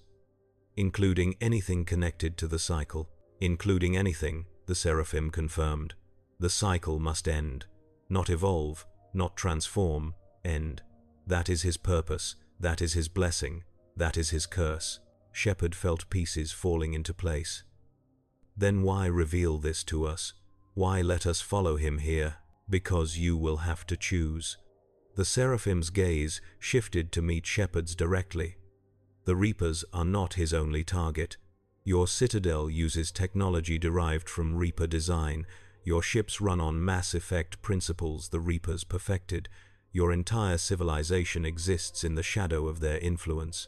When he finishes with the Harvest Fleet, he will turn his attention to the corruption they left behind. You are saying he will destroy the citadel. I am saying he will cleanse everything tainted by the cycle." The seraphim's voice held neither approval nor condemnation. "Whether that requires destroying your civilization or merely purging specific elements depends on choices your people make. He offers no mercy, only judgment. And judgment cares nothing for politics or survival." Shepard felt cold fury building. "Then he is not our ally. He is another enemy wearing a different face." The seraphim smiled without warmth. "He is the mirror you have been avoiding. The truth you refuse to acknowledge. Your entire civilization is built on foundations the Reapers laid. Every relay, every citadel, every piece of Mass Effect technology is a gift from the cycle. You thought you could use their tools without becoming their slaves. He knows better. We have resisted indoctrination. Indoctrination is the least subtle of corruptions." The seraphim's eyes closed again. "The true corruption is dependence. The acceptance that you need their technology to survive. That is the trap every cycle falls into. And that is why every cycle fails." Shepard's mind raced through tactical implications. "If we are already corrupted in his eyes, why has he not attacked us? Because you are not the priority. Yet, the Reapers are active threats. You are potential threats. He deals with certainties first. But when the Harvest Fleet burns, when the last Reaper screams into silence, he will reassess. And if your civilization still depends on their gifts, he will act. Then we have to remove that dependence," Tali said. "Develop technology independent of Mass Effect principles. In the time remaining." The seraphim's laugh was bitter. "The Reapers arrive in months. Your people would need decades to transition. The math does not favor survival." Shepard refused to accept defeat. "There has to be another way, some method to prove we can use their technology without falling to their corruption." The seraphim was silent for several seconds. Then, "There is one possibility. one path that leads away from annihilation, but it requires trust you do not possess and sacrifice you will not accept. What path? Fight beside him. The seraphim's voice carried weight that made the temple shake, not as subordinates, as equals. Prove that your civilization can wield power without being controlled by it. Show him that you choose resistance over acceptance, that you would rather burn than submit. That is the only language he understands, the only judgment he respects. And if we fail, then he will kill you as mercifully as possible. Which is to say, quickly and without hesitation. The seraphim's presence began to fade, argent fire dimming. The choice is yours, Commander. Ally with judgment and survive purification, or cling to corruption and face extinction. There is no middle path. The temple shook, not from structural failure, but from something arriving at the system's edge. Shepard's Omni-tool screamed warnings about massive gravitational distortions, about energy signatures that matched nothing in any database. She accessed the Normandy's sensor feed and felt her blood freeze. A Reaper fleet, 30 capital ships, sovereign class, each one capable of destroying dreadnought battle groups. They had emerged from dark space and were accelerating toward Object Rho with purpose that suggested they knew exactly what they would find here. How? Garrus demanded. How did they know we were here? They did not, the Seraphim said quietly. They came for him. They have felt each death he delivered, each consciousness erased, each fragment corrupted, and now they come to end the threat before it spreads. The Slayer moved toward the temple exit. His movements were calm, measured, showing no indication of concern about the approaching fleet. He retrieved weapons from the altar, massive implements that would require powered armor for normal beings to lift, a sword that glowed with inner fire, a cannon that resembled miniaturized artillery, and something that looked like a gauntlet but radiated power sufficient to register on sensors as a contained singularity. He was arming for war. Shepard followed him to the platform. "What is your plan?" The Slayer stopped, turned, and for the first time since she had met him, spoke directly to her. His voice carried the same weight she had heard before, stone and fire, each word absolute. "Kill them. All of them? All." The simplicity was terrifying. The Slayer boarded his ancient vessel. The ship powered up with light that made stars seem dim, and then it launched, accelerating toward the incoming fleet with velocity that conventional physics could not explain. Shepard sprinted back to the Normandy. Her crew was already at battle stations when she reached the bridge, Joker's hands flying across controls, EDI coordinating defensive systems, every weapon charged and ready. The tactical display showed the Slayer's vessel approaching the Reaper fleet in a trajectory that suggested either suicide or absolute confidence. The Reapers opened fire. 30 capital ships, thousands of weapons, energies sufficient to glass planets poured toward the Slayer's vessel. He did not evade, he accelerated, straight through the barrage, and where beams struck his hull, argent fire blazed, absorbing and redirecting energy back toward its source. The lead Reaper's forward barriers failed. The Slayer's vessel crashed through the Reaper's hull like it was tissue. He punched through armor, through processing centers, through the core where consciousness resided. Argent fire erupted from the wounds, consuming the Reaper from inside. The massive ship began to list, its systems failing, its consciousness fragmenting. It died in 40 seconds. The Slayer emerged from the wreckage and turned toward the next target. This time, the Reapers attempted coordination. They deployed focused fire patterns, overlapping fields designed to trap and crush. They used directed energy weapons tuned to disrupt dimensional stability. They threw every technique perfected across millions of years of warfare at this single vessel. The Slayer destroyed 3 more Reapers in 2 minutes. Shepard watched with something approaching awe. This was not combat. This was execution on cosmic scale. The Slayer moved through the fleet with brutal efficiency, his vessel's weapons carving through Reaper armor like it was shadows. Each shot found critical systems, each pass left another capital ship dying, and his movements, they were almost beautiful in their economy. No wasted motion, no unnecessary aggression, just purpose refined to lethal perfection. Commander, Joker's voice held strain. The other Reapers are falling back. They are trying to retreat. No, EDI corrected. They are regrouping. Look at the formation. The remaining 26 Reapers had formed a sphere, their weapons pointing inward, their barriers merged into a single defensive matrix. And at the center of the sphere, energy began to build. Not conventional weaponry, not directed beams or kinetic barriers, something else. Something that made sensors scream about quantum uncertainty and causal violation. They are attempting temporal displacement, Miranda said urgently, trying to erase him from this timeline entirely. The energy released. Reality cracked. Time itself stuttered. Shepard felt the universe lurch sideways as past and present tried to occupy the same space. Her implants failed. Her omnitool shattered. And for one eternal second, she existed across multiple timelines simultaneously, watching different versions of herself make different choices, live different lives, die different deaths. Then argent fire blazed. The Slayer's vessel glowed with intensity that made Object Rho's black hole seem dark. Power poured from his weapons in waves that reality could barely contain. He was not defending, he was attacking, not the Reapers. Time itself. The temporal weapon, the causal violation, the attempt to erase him from existence, all of it, he burned it away with absolute prejudice. Time snapped back into linear progression. The Reapers screamed. Their temporal weapon had backfired, the energy redirected through dimensional channels they could not comprehend. Each capital ship began to age rapidly, decades compressing into seconds, their hulls corroding, their systems failing, their consciousness experiencing entropy at accelerated rates. They felt themselves dying across multiple timelines simultaneously, felt every possible end rushing toward them at once. The Slayer killed them while they suffered.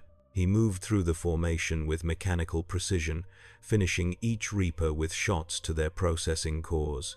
No mercy, no hesitation, just completion of task begun. When the last capital ship fell silent, when the last consciousness fragmented into dataless static, he turned his vessel back toward Object Rho. The battle had lasted 7 minutes. 30 Sovereign-class Reapers, reduced to debris. Shepard stood on the Normandy's bridge in stunned silence.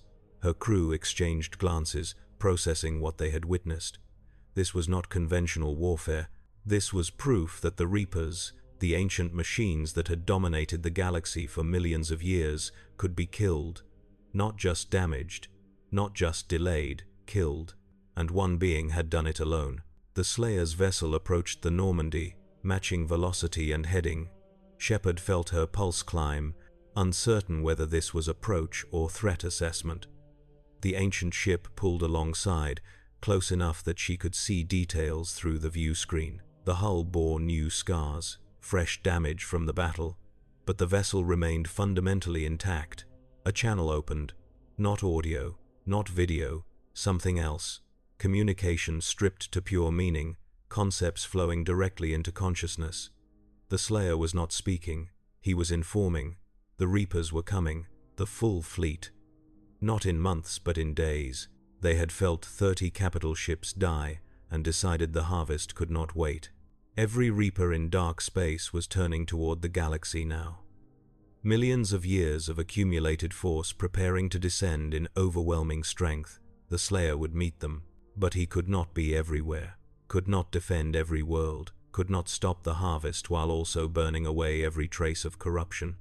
He needed something he had never needed before: assistance.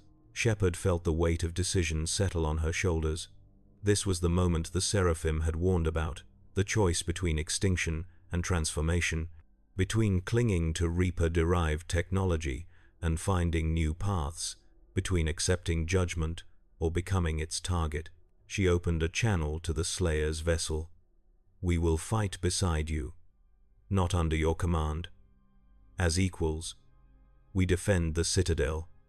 You hunt the Harvest Fleet. When the Reapers burn, we figure out how to remove our dependence on their technology. If we fail, if we fall to corruption, you do what you must." The Slayer's vessel maintained position for 3 seconds. Then it accelerated away, disappearing toward the galaxy's edge where the Reaper fleet prepared to descend. No acknowledgement, no agreement, just action. But the fact that he had communicated, that he had sought cooperation rather than simply working alone, that meant something. It meant they had a chance. Shepard turned to her crew. Alert the Council, alert the Alliance. Every fleet, every species, every ship capable of fighting needs to mobilize. The Reapers are coming in force. We have maybe 3 days before they arrive. She paused, feeling the weight of what came next. And we are going to meet them. Joker's hands were already moving across controls, setting course for the Citadel. ETA, 12 hours at maximum sustainable velocity. The Normandy turned and jumped to FTL. Behind them, Object Rho spun in eternal darkness, its weaponized rings waiting for purpose. Ahead, the galaxy prepared for war it had been dreading since the first cycle began, and somewhere in the void between stars, the Slayer hunted with methodical precision, burning away everything the Reapers had touched, preparing the battlefield for judgment absolute. Humanity had faced impossible odds before. They had survived first contact, survived the Blitz, survived every attempt to make them kneel. But this was different. This was war against gods using weapons gifted by those same gods. This was fighting corruption while depending on corrupted tools. This was choosing transformation or death. Shepard sat in her cabin, reviewing tactical data, calculating possibilities. The Alliance had maybe 200 ships ready for deployment. The Turian fleet could field 300. The Asari, Salarians, and other Council races combined might manage another 400. Against millions of Reapers, those numbers were meaningless, unless they had him. The Slayer was not an army. He was a principle made manifest, judgment weaponized, and principles, once unleashed, did not stop until their purpose was complete. The question was whether organic civilization could survive what came after victory. Her terminal chimed. Priority message from Admiral Hackett. She opened the channel. Hackett's expression was grave. Commander, the Council has authorized total mobilization. Every fleet is converging on the Citadel. We are preparing for siege warfare. He leaned forward. And everyone wants to know about your report, this Slayer. Can he really kill Reapers the way you described? I watched him destroy 30 capital ships in 7 minutes, sir. Hackett was silent for several seconds. Then, Jesus, what does he want? To burn away everything the Reapers touched, which includes most of our technology. Then why are we allying with him? Because the alternative is extinction. She met his gaze through the view screen.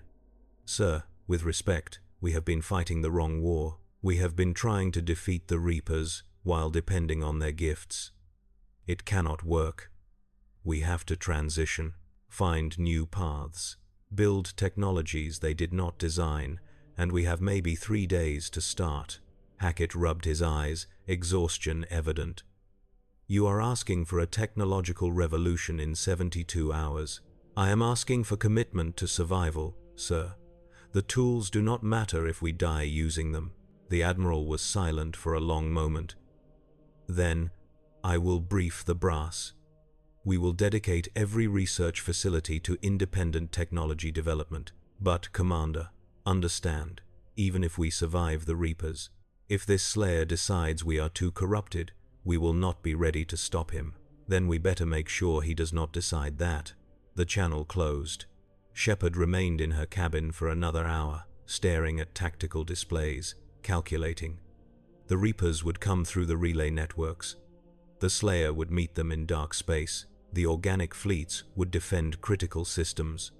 It was not a perfect plan, but it was survival.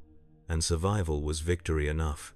The Normandy reached the Citadel 11 hours later. The station blazed with activity. Ships filled every dock. Troops deployed across every level. The Council had declared martial law. Aria had brought Omega's fleets under temporary alliance. Even the Krogan clans had answered the call. Every species that called the galaxy home was represented here, united by necessity, if not by choice. Shepard disembarked and made her way to the Council chambers. They were waiting. The councillors, the admirals, the generals. Every military leader and political authority in range had come to hear her testimony, to understand the threat, to plan response. She stood before them and delivered her report with clinical precision. 30 Sovereign-class Reapers destroyed, Leviathan killed, Prothean secrets revealed, and one unstoppable force preparing to meet millions. The questions came fast. Can we trust him? How do we coordinate? What happens if he fails? What happens if he succeeds? The counselors demanded answers she could not provide. The admirals wanted tactical integration she could not promise. The generals needed certainty that did not exist. Shepard gave them truth instead. The Slayer is not our ally in the traditional sense. He is a force of nature. We survive by not becoming his target. That means transitioning away from Reaper technology as quickly as possible. She pulled up projections EDI had prepared. We have research into alternative FTL methods, theories about quantum tunneling propulsion, ways to move between stars without relay networks. They are untested, probably dangerous. But they are ours. The Solarian counselor tapped his console. Theoretical physics will not save us in the next 72 hours. No, Shepard agreed. But commitment might. The Reapers believe we are trapped, that we need their gifts to survive. Proving them wrong, even in small ways, changes the equation. The Asari counselor leaned forward. And if we cannot prove them wrong, if transition is impossible, then we die free, instead of living as their tools. The chamber fell silent. Finally, the Turian counselor spoke. Very well, we commit to transition. Research begins immediately. All available resources directed toward independent technological development. He turned to the assembled military leadership, and every fleet will fight as though extinction is the alternative. Because it is. The meeting adjourned. Shepard returned to the Normandy and found her crew already preparing. Garrus was calibrating weapons. Tali was optimizing shield harmonics. Miranda was reviewing tactical scenarios. Every member of her squad was ready for the battle that would define their generation. Joker called from the bridge. "Commander, we have incoming transmission. No source signature, no identifier. But the encryption matches what we saw from the Slayer's vessel. Put it through."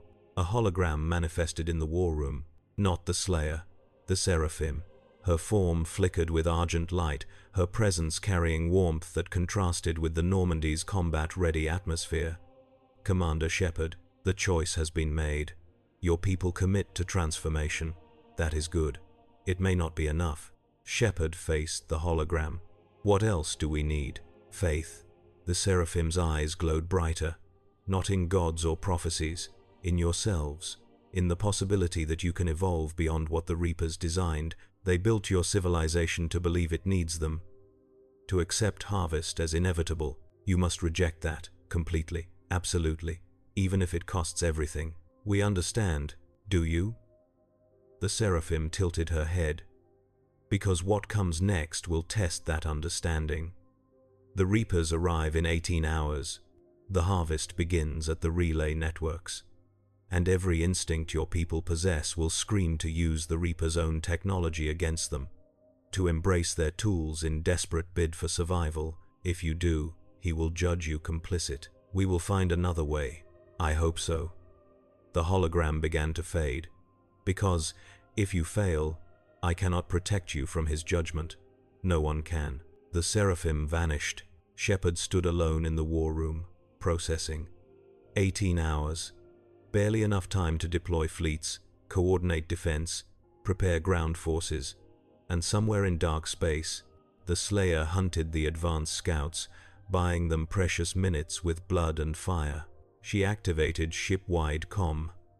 "All hands, this is the commander. The Reapers arrive in 18 hours. We deploy in 6. Get whatever rest you can. Spend time with whoever matters. And remember, we are not fighting to preserve what we have. We are fighting to earn what we might become."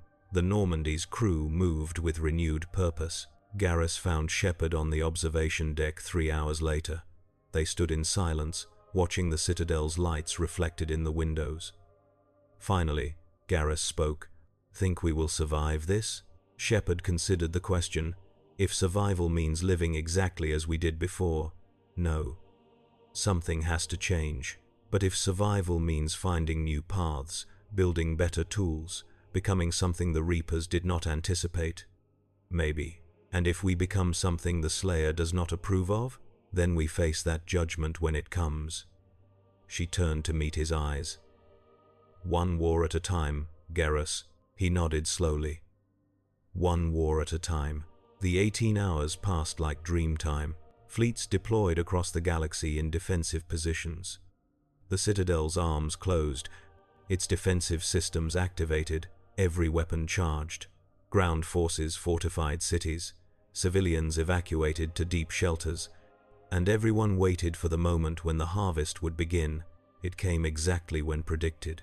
The relay networks blazed with Reaper transit signatures. Thousands of capital ships emerged across dozens of systems simultaneously. The harvest fleet had arrived, and they did not come with threats or demands. They came with silence and methodical destruction.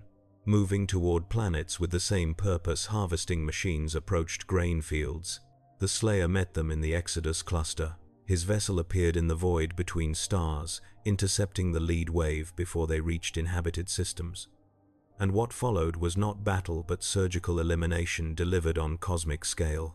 He moved through the Reaper formations with apocalyptic efficiency, his weapons burning through armor, his presence causing dimensional distortions that made relay transit fail, his mere existence a rejection of everything the Reapers represented. They tried to overwhelm him with numbers. They deployed 100 capital ships in coordinated assault. The Slayer destroyed 63 in 11 minutes. The survivors fled toward dark space, their consciousness fragments screaming warnings to the main fleet. The harvest was not proceeding as calculated. Something had changed. Something opposed them with methods they could not predict or counter. The main fleet adjusted tactics. They began targeting relays themselves, destroying the network to limit the Slayer's mobility. They deployed indoctrination weapons that broadcast across entire systems, trying to corrupt organic populations before defense fleets could intercept. And they sent one of their oldest, most powerful consciousnesses to eliminate the threat. Harbinger came to the galaxy. He emerged in the Serpent Nebula, his massive form eclipsing stars, his presence alone causing technological failures across 3 systems. This was the first Reaper, the template from which all others derived, and he had come to judge whether this cycle deserved harvest or extermination. The Slayer was waiting. They met in the void between the Citadel and the nearest relay. 2 entities that represented opposing principles. The Reaper, ancient and absolute, certain of its purpose. The Slayer, older and more absolute, certain only of judgment. Harbinger spoke. His voice carried across every channel, every frequency, every mind capable of receiving communication. You are an anomaly. You do not belong in this cycle. You resist what cannot be resisted. You will be destroyed, absorbed, repurposed. You will serve our purpose. The Slayer raised his cannon. Harbinger attacked first. His weapons systems, accumulated over millions of years, poured destructive potential sufficient to vaporize moons at the Slayer's vessel. Directed energy beams, kinetic barriers, temporal disruption fields, reality warping technologies stolen from harvested civilizations. All of it focused on one target. The Slayer's vessel did not evade. It absorbed. Argent fire blazed across its hull, converting incoming energy into fuel, redirecting force back toward its source. Harbinger's barriers failed. His hull cracked, and for the first time in his existence, the first Reaper felt something he had not designed himself to experience: fear. The Slayer closed distance. He did not use weapons now. He used himself. His vessel crashed into Harbinger's superstructure, and he emerged, walking across the Reaper's hull with magnetic boots, planting charges that glowed with argent light. Harbinger tried to shake him off, tried to deploy defensive systems, tried to transition away through dimensional shift. The Slayer would not let him go. He activated the charges. Harbinger's hull erupted in flames that burned across multiple dimensions. The Reaper's consciousness fragmented, pieces of awareness scattering across the void, each one carrying memory of pain, of defeat, of judgment rendered without mercy. Harbinger tried to preserve himself, tried to transmit core data to other Reapers, tried to ensure something of him survived. The Slayer burned him completely. When the light faded, the first Reaper was dead. No fragments remained, no consciousness persisted, just debris cooling in vacuum and one armored figure standing among the wreckage, his visor glowing with light that made stars seem dim. The galaxy watched. Every species with sensor capacity had tracked the engagement, had seen Harbinger fall, had witnessed proof that the Reapers, the ancient machines that had dominated existence for millions of years, could be killed, not just damaged, killed. Hope ignited across 1,000 worlds, but the harvest did not stop. Millions of Reapers remained. They adapted immediately, deploying in patterns that avoided the Slayer's projected paths, targeting systems too numerous for him to defend alone. The organic fleets engaged with desperate fury, fighting battles they could not win but refusing to surrender. Shepard led the defense of Earth. The human homeworld had become strategic priority, its population dense, its infrastructure valuable, its symbolic weight undeniable. 3 Reaper capital ships descended through atmosphere, their weapons already charging. The Alliance fleet intercepted, outnumbered but refusing to yield. Shepard coordinated from the Normandy's bridge, her voice calm despite the chaos. All ships, focus fire on lead Reapers' forward barriers. Concentrate damage, don't let them disperse. The Alliance fleet obeyed. Dreadnoughts poured mass accelerator rounds into Reaper armor. Frigates deployed coordinated torpedo strikes. And on the surface, ground forces activated anti-orbital weapons stolen from Cerberus research. The lead Reaper's barriers flickered, failed, and its hull began to crack. It fell toward the surface like a meteor of judgment. Cities evacuated in its path. Millions fled underground. The Reaper crashed into abandoned metropolis with impact that registered as seismic event, its dying form still dangerous, still trying to deploy husks and indoctrination pulses. Alliance Marines stormed the wreckage, fighting through corridors of corrupted metal, reaching the core. They deployed charges the Slayer had provided. Argent fire consumed the Reaper from inside. Its consciousness screamed once, briefly, and then silence.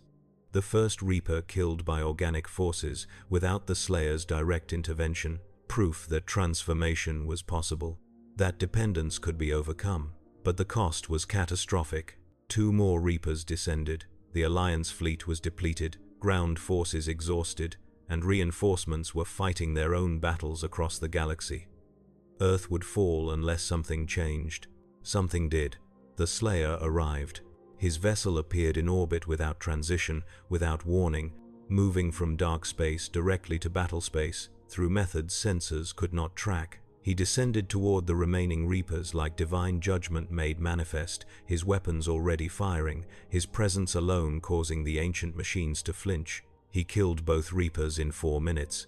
Then he left. No communication, no coordination, just action and absence.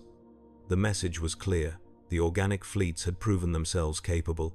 They would continue defending their worlds. He would continue hunting the Harvest fleet in dark space, where numbers were less relevant than absolute lethality. The war continued for 72 hours. Systems fell, were reclaimed, fell again. Millions died, but millions more survived behind defensive lines that held through combinations of Reaper technology used creatively and emerging alternatives developed in desperate research sessions. The galaxy was bleeding, but it was not breaking. And across every battle space, Reapers died, not just to the Slayer, to organic forces who had learned from his example, who had studied his methods, who had realized that the Reapers' greatest weapon was not their firepower but their certainty, their absolute belief that harvest was inevitable, that resistance was futile, that cycles could not be broken. The organic races proved them wrong. On the 5th day of the invasion, the Reaper fleet began to withdraw. Not retreat, withdrawal.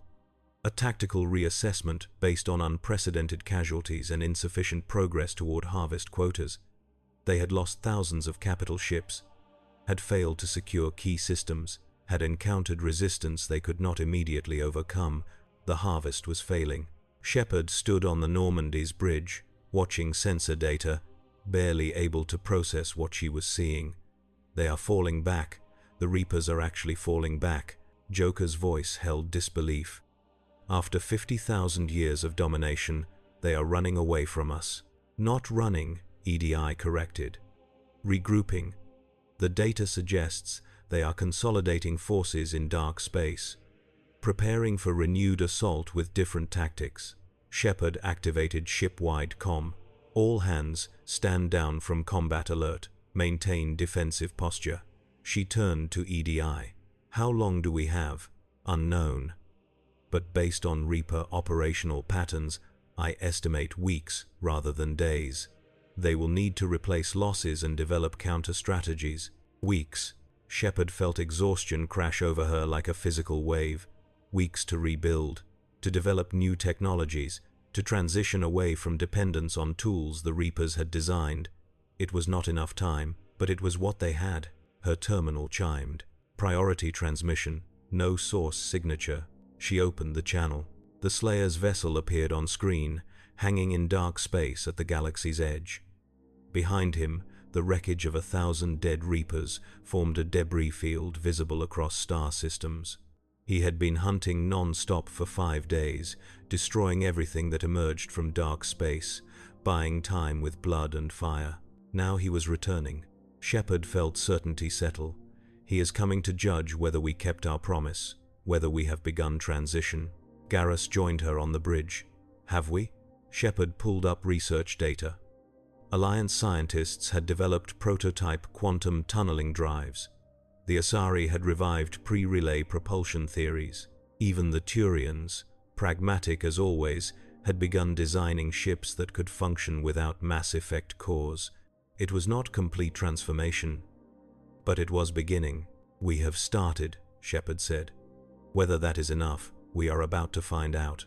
The Slayer's vessel approached the Citadel. Every fleet in range tracked his trajectory. Every weapon system locked, targeting solutions they knew were useless. The Council convened emergency session. Debate raging about whether to negotiate, resist, or simply accept whatever judgment came. Shepard requested direct communication.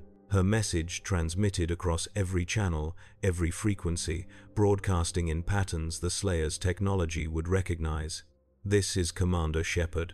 We kept our promise. We fought the Reapers without surrendering to their design. We have begun transition to independent technology. We request time to complete that transition, and we request understanding that transformation cannot happen in days. The response came not in words, but in action. The Slayer's vessel stopped 50 kilometers from the Citadel, close enough to demonstrate capability, far enough to indicate restraint. And then, for the first time since arriving in this galaxy, he sent a communication that resembled negotiation. A hologram manifested on the Normandy's bridge, not the Slayer himself. The Seraphim. Her form flickered with argent light, her expression carrying something that might have been approval or might have been resignation. You have earned time, she said, not because transformation is complete, because commitment is demonstrated. Your people chose difficult path over easy extinction. That matters. How much time? Shepard asked.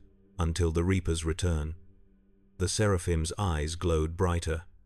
They will come again, better prepared, better armed, better coordinated, and when they do, he will meet them, again, and again, until none remain or he falls, and if we are not ready when they return. If transition is incomplete, then you fight with what you have and accept the cost. The Seraphim's expression softened slightly, but understand, the fact that you tried, that you committed to transformation despite impossible odds, that changes the judgment. You are no longer tools, you are builders. And builders deserve chance to finish their work. The hologram began to fade. Wait, Shepard called. The Slayer. Will we see him again? The Seraphim smiled. Every time the Reapers emerge, he will be there. Every time corruption rises, he will burn it away. That is his purpose, his blessing, his curse. She paused. But he is not your enemy, Commander. Remember that when the next battle comes, he does not fight for your civilization, but he will fight beside it. If you remain worthy. The hologram vanished. Shepard stood alone on the bridge, processing. They had survived, not through victory but through demonstrated commitment. The Reapers would return, the war would continue, but the equation had changed. The harvest was no longer inevitable. Garrus found her in the war room an hour later. The Council is calling it the Reclamation. First time in recorded history that the Reapers withdrew from harvest operation. Shepard smiled without humor. They are good at reframing defeats as strategic delays. Fair point. Garrus leaned against the console. So what now? We spend every moment preparing for round 2. We spend every moment building something better. She pulled up schematics for quantum tunneling drives. This war is not just about survival anymore. It is about evolution. Proving we can exist without their gifts. That is how we win. And if the Slayer decides we are not evolving fast enough, then we have the same conversation again. She met his eyes. One judgment at a time, Garrus. The galaxy began to rebuild. Weeks became months. Research facilities across every species worked around the clock, developing technologies independent of Reaper frameworks.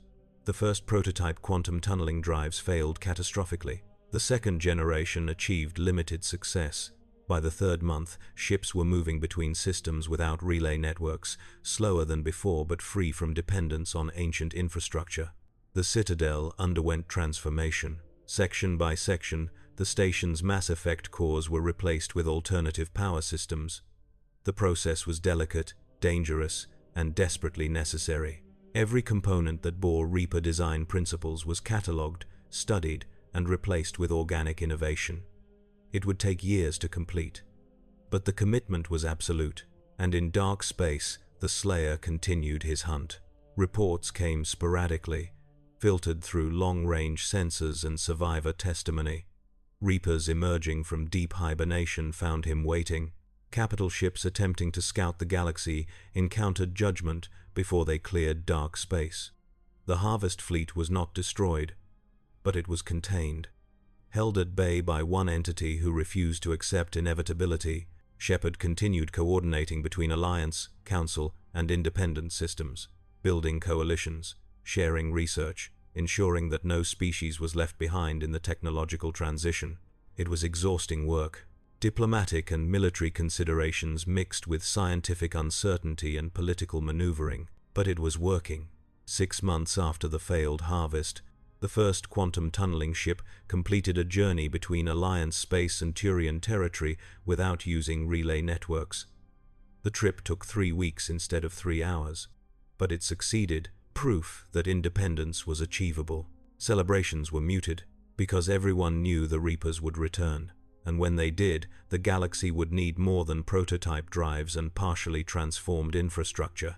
They would need weapons, tactics, and the will to fight gods without using godly gifts. Shepard stood in her cabin, reviewing tactical projections EDI had prepared. The Reapers would likely deploy different strategies next time. Focus on psychological warfare, indoctrination at scale, targeting leadership and research facilities. Standard military engagement had failed them. They would adapt. Her terminal chimed. Admiral Hackett. She opened the channel. Hackett's expression was grave. Commander, we have a situation. Deep space monitoring stations detected massive gravitational distortions at the galaxy's edge. Something is coming through. Multiple signatures. Hundreds, possibly thousands. The Reapers. He nodded. ETA is 72 hours. The Slayer is already engaging them, but there are too many for even him to contain alone. We are mobilizing every fleet. Every ship capable of fighting. This is it, Shepard. The real harvest attempt. Shepard felt calm settle over her. We will be ready, sir. I hope so. Because this time, I do not think they are planning to leave survivors if they win. The channel closed. Shepard activated shipwide comm. All hands, prepare for deployment. The Reapers return in 3 days. We meet them at the relay networks with every ship, every weapon, every method we have developed. She paused. And this time, we finish it. The Normandy's crew moved with practiced efficiency, everyone knowing their role, understanding the stakes. This was not just another battle. This was the moment that would determine whether organic civilization survived or whether the cycle continued unbroken. Shepard found herself thinking about the Slayer, alone in dark space, fighting thousands of enemies, never stopping, never hesitating, judgment without mercy, purpose without doubt. She wondered if he ever felt lonely, if consciousness like his experienced isolation, or if it simply existed in eternal present, each moment complete unto itself. The fleet assembled over 72 hours. Every species contributed: human dreadnoughts and frigates, Turian cruisers and fighters, Asari science vessels converted to weapons platforms, Solarian stealth frigates carrying experimental weapons. Even the Krogan brought their clan ships, massive and brutal, crewed by warriors who sang ancient battle hymns. And at the center of the formation, the citadel itself prepared to become fortress, its arms locked in defensive configuration, its weapons, both conventional and newly developed, charged to maximum capacity. Every civilian evacuated to deep shelters, every soldier at battle stations. The station that had been the heart of galactic government for thousands of years was about to become the anvil on which the Reapers broke, or the tomb where organic civilization ended. The Reapers arrived exactly when predicted. They emerged from dark space, not in scattered groups, but as unified fleet, thousands of capital ships moving in perfect coordination. This was not harvest, this was extermination. They had calculated that organic resistance represented unacceptable variable in the cycle. Better to eliminate it completely and begin rebuilding from scratch. The Slayer met them first. His vessel appeared among the leading wave like fire among shadows. He killed 17 capital ships in the first 3 minutes. But for every Reaper he destroyed, 10 more pressed forward. They had learned from previous encounters, deployed in formations that limited his tactical options, used weapons specifically tuned to disrupt dimensional stability. They could not kill him, but they could slow him. The main fleet accelerated toward the relay networks. The organic forces engaged. What followed was battle on scale the galaxy had never witnessed. Thousands of ships exchanging fire across light years of space, relay stations transforming into weapons platforms, debris fields forming new asteroid belts, and through it all, beings fighting for simple right to exist without being harvested, processed, or transformed. Shepard commanded from the Normandy's bridge. Her ship darted through the chaos, providing targeting data to Alliance vessels, coordinating strikes against priority targets. Garrus manned weapons systems, his shots precise even amid the madness. Tali kept shields functional despite damage that should have vaporized them. And EDI calculated trajectories, predicted enemy movements, provided the intelligence that kept them alive second by second. They destroyed 3 Reaper capital ships in the first hour. It was not enough. The Reapers pushed forward relentlessly, accepting casualties that would break conventional forces. They did not care about individual losses, only collective objective, only harvest completion, only the cycle's continuation. Human losses mounted catastrophically, dreadnoughts burning, frigates fragmenting, crew members dying in vacuum or fire or psychic assault. Each death another voice silenced, another story ended, another future erased. But they did not break, because they had seen proof that Reapers could die, had witnessed the Slayer's judgment, had begun transformation away from dependence, and most importantly, they had chosen not submission, not acceptance, but resistance even unto extinction. That choice mattered. It mattered when human ships coordinated impossible maneuvers to protect Turian cruisers, when Asari vessels deployed biotic barriers to shield Solarian stealth platforms, when Krogan warriors boarded damaged Reapers and detonated charges that killed them from inside. Every species fighting not just for themselves but for the galaxy entire. The Reapers had not calculated for that. Their models assumed competition, self-interest, fragmentation under pressure. Instead, they encountered unity forged through shared purpose. And unity, it turned out, was a weapon they had never successfully harvested. The battle raged for 36 hours. Systems burned, fleets shattered, but the relay networks held. the citadel remained intact. And slowly, impossibly, the organic forces began to push back, not through superior firepower, through superior cause. And then the Slayer broke through. He had spent 30 hours fighting his way through the Reaper formation's core, killing everything in his path, refusing to be contained. When he finally reached the Command Reapers, the ancient consciousnesses that coordinated the Harvest Fleet, he brought judgment absolute. The battle in dark space was brief and apocalyptic. 7 Command Reapers attempted to combine their processing power, creating Gestalt consciousness capable of resisting dimensional disruption. The Slayer destroyed them in 9 minutes, and when they died, when their combined awareness fragmented into static, every Reaper in the fleet felt the connection sever. They fell into chaos.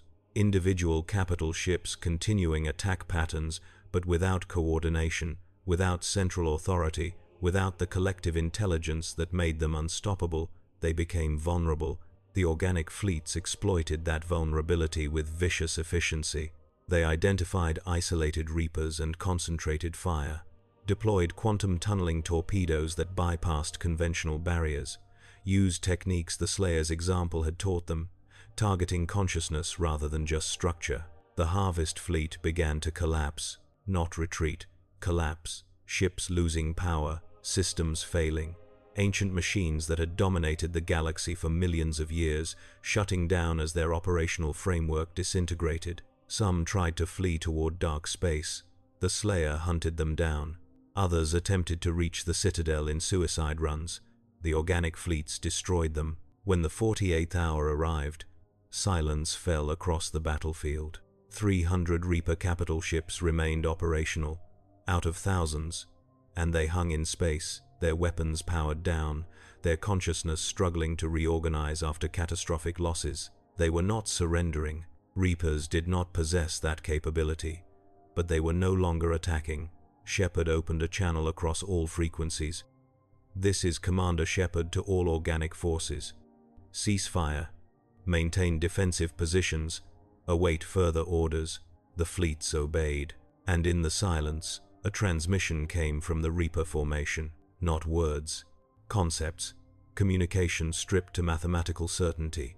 They were withdrawing, not because they accepted defeat, because they required time to recalculate. Organic resistance had exceeded all projections. The Slayer's interference represented variable they could not currently compensate for. They would return to dark space, rebuild, adapt, and they would return, but not today. The Reapers activated emergency FTL and disappeared toward the galaxy's edge. The organic fleets watched them go in stunned silence. Then, slowly, across every channel, celebration erupted. Cheers, songs, prayers of gratitude to gods organic and otherwise. They had survived, not through surrender but through resistance, not through acceptance but through transformation. They had broken the cycle. Shepard sat in her chair, exhausted beyond measure, and allowed herself one moment of relief, one moment to feel the weight lift. Then she straightened and began issuing orders. Casualty reports, damage assessment, fleet reorganization. The work of survival continued. The Slayer's vessel approached the Citadel. He had returned from dark space, his armor scarred by weapons that should have killed gods, his presence still radiating judgment. The organic fleets tracked his approach with mixture of gratitude and wariness. He had saved them. But his purpose remained unchanged. Shepard transmitted on the channel she knew he monitored. "This is Commander Shepard, requesting direct communication." The response came after 17 seconds. The Slayer appeared as hologram in the war room, not filtered through the Seraphim. Him, his armored form solid and undeniable, his visor glowing with light that made stars seem dim. Shepard stood. "We owe you our survival. Without your intervention, the Reapers would have succeeded." The Slayer said nothing. "But we also proved something today," Shepard continued. "We fought using methods we developed independently. Ships powered by quantum tunneling drives. Weapons based on principles the Reapers did not design. We are transforming." As promised, the Slayer tilted his head slightly. Shepard took it as permission to continue. "I know transition is not complete, I know we still depend on Mass Effect technology in many areas, but we have committed, absolutely. Every research facility is working toward independence. Every species is contributing. We will finish this transformation. The Slayer's visor remained locked on her face for 10 seconds. Then he nodded, once, barely perceptible, but acknowledgement nonetheless. Judgment deferred, not because transformation was complete, because progress was demonstrable, because commitment was proven through blood and sacrifice. He turned to leave. "Wait," Shepard called. "Will you stay? Help us complete transition? Your knowledge, your technology, it could accelerate everything." The Slayer paused. Then he spoke. His voice carried the same weight it always had, stone and fire, each word absolute. "No." The refusal hung in the air. "Your path is yours," he continued. "Not mine.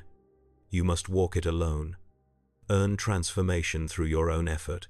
That is the only way judgment respects. And if we fail, then I return." The hologram vanished. Shepard stood alone in the war room, processing. He was leaving, returning to whatever battles called him across dimensions. The galaxy would have to complete its transformation without his direct guidance.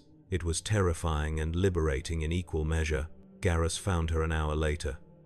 "So he is gone? For now." Shepard pulled up research data. "But his example remains. We know Reapers can die. We know transformation is possible. We know the cycle can be broken." She met his eyes. "That is enough." The galaxy began to rebuild. Months became years. The quantum tunneling drives improved incrementally, each generation faster and more reliable. Mass Effect cores were replaced across thousands of vessels. The Citadel completed its transformation, becoming the first major structure to operate entirely on independent power systems. Casualties from the battle numbered in millions. Every species mourned. Every system held services for the dead. Monuments rose on worlds that had burned. Names were carved into stone and metal, ensuring those who fell would never be forgotten. The cost had been catastrophic, but they had survived. And more importantly, they had changed. The old reliance on Reaper-derived technology faded as new generations grew up with quantum physics and dimensional bridging. Children learned to navigate without relays. Scientists developed theories the Reapers had never considered. Artists created works that celebrated transformation over stasis. The cycle was breaking, not because external force destroyed it, because organic civilization chose to evolve beyond its parameters, chose difficulty over convenience, chose independence over security. Shepard continued coordinating across species and systems, now as less military leader and more diplomatic facilitator, building bridges between research institutions, ensuring discoveries were shared freely, making certain no species fell behind in the transformation. It was exhausting work, but it was necessary, and occasionally, in the deep watches of the night cycle, she would stand on the Normandy's observation deck and stare toward the galaxy's edge, wondering if the Slayer was out there, fighting battles they would never witness, rendering judgment on corruptions they would never know existed. She hoped he found peace, suspected he never would. 5 years after the Broken Harvest, the Council convened special session.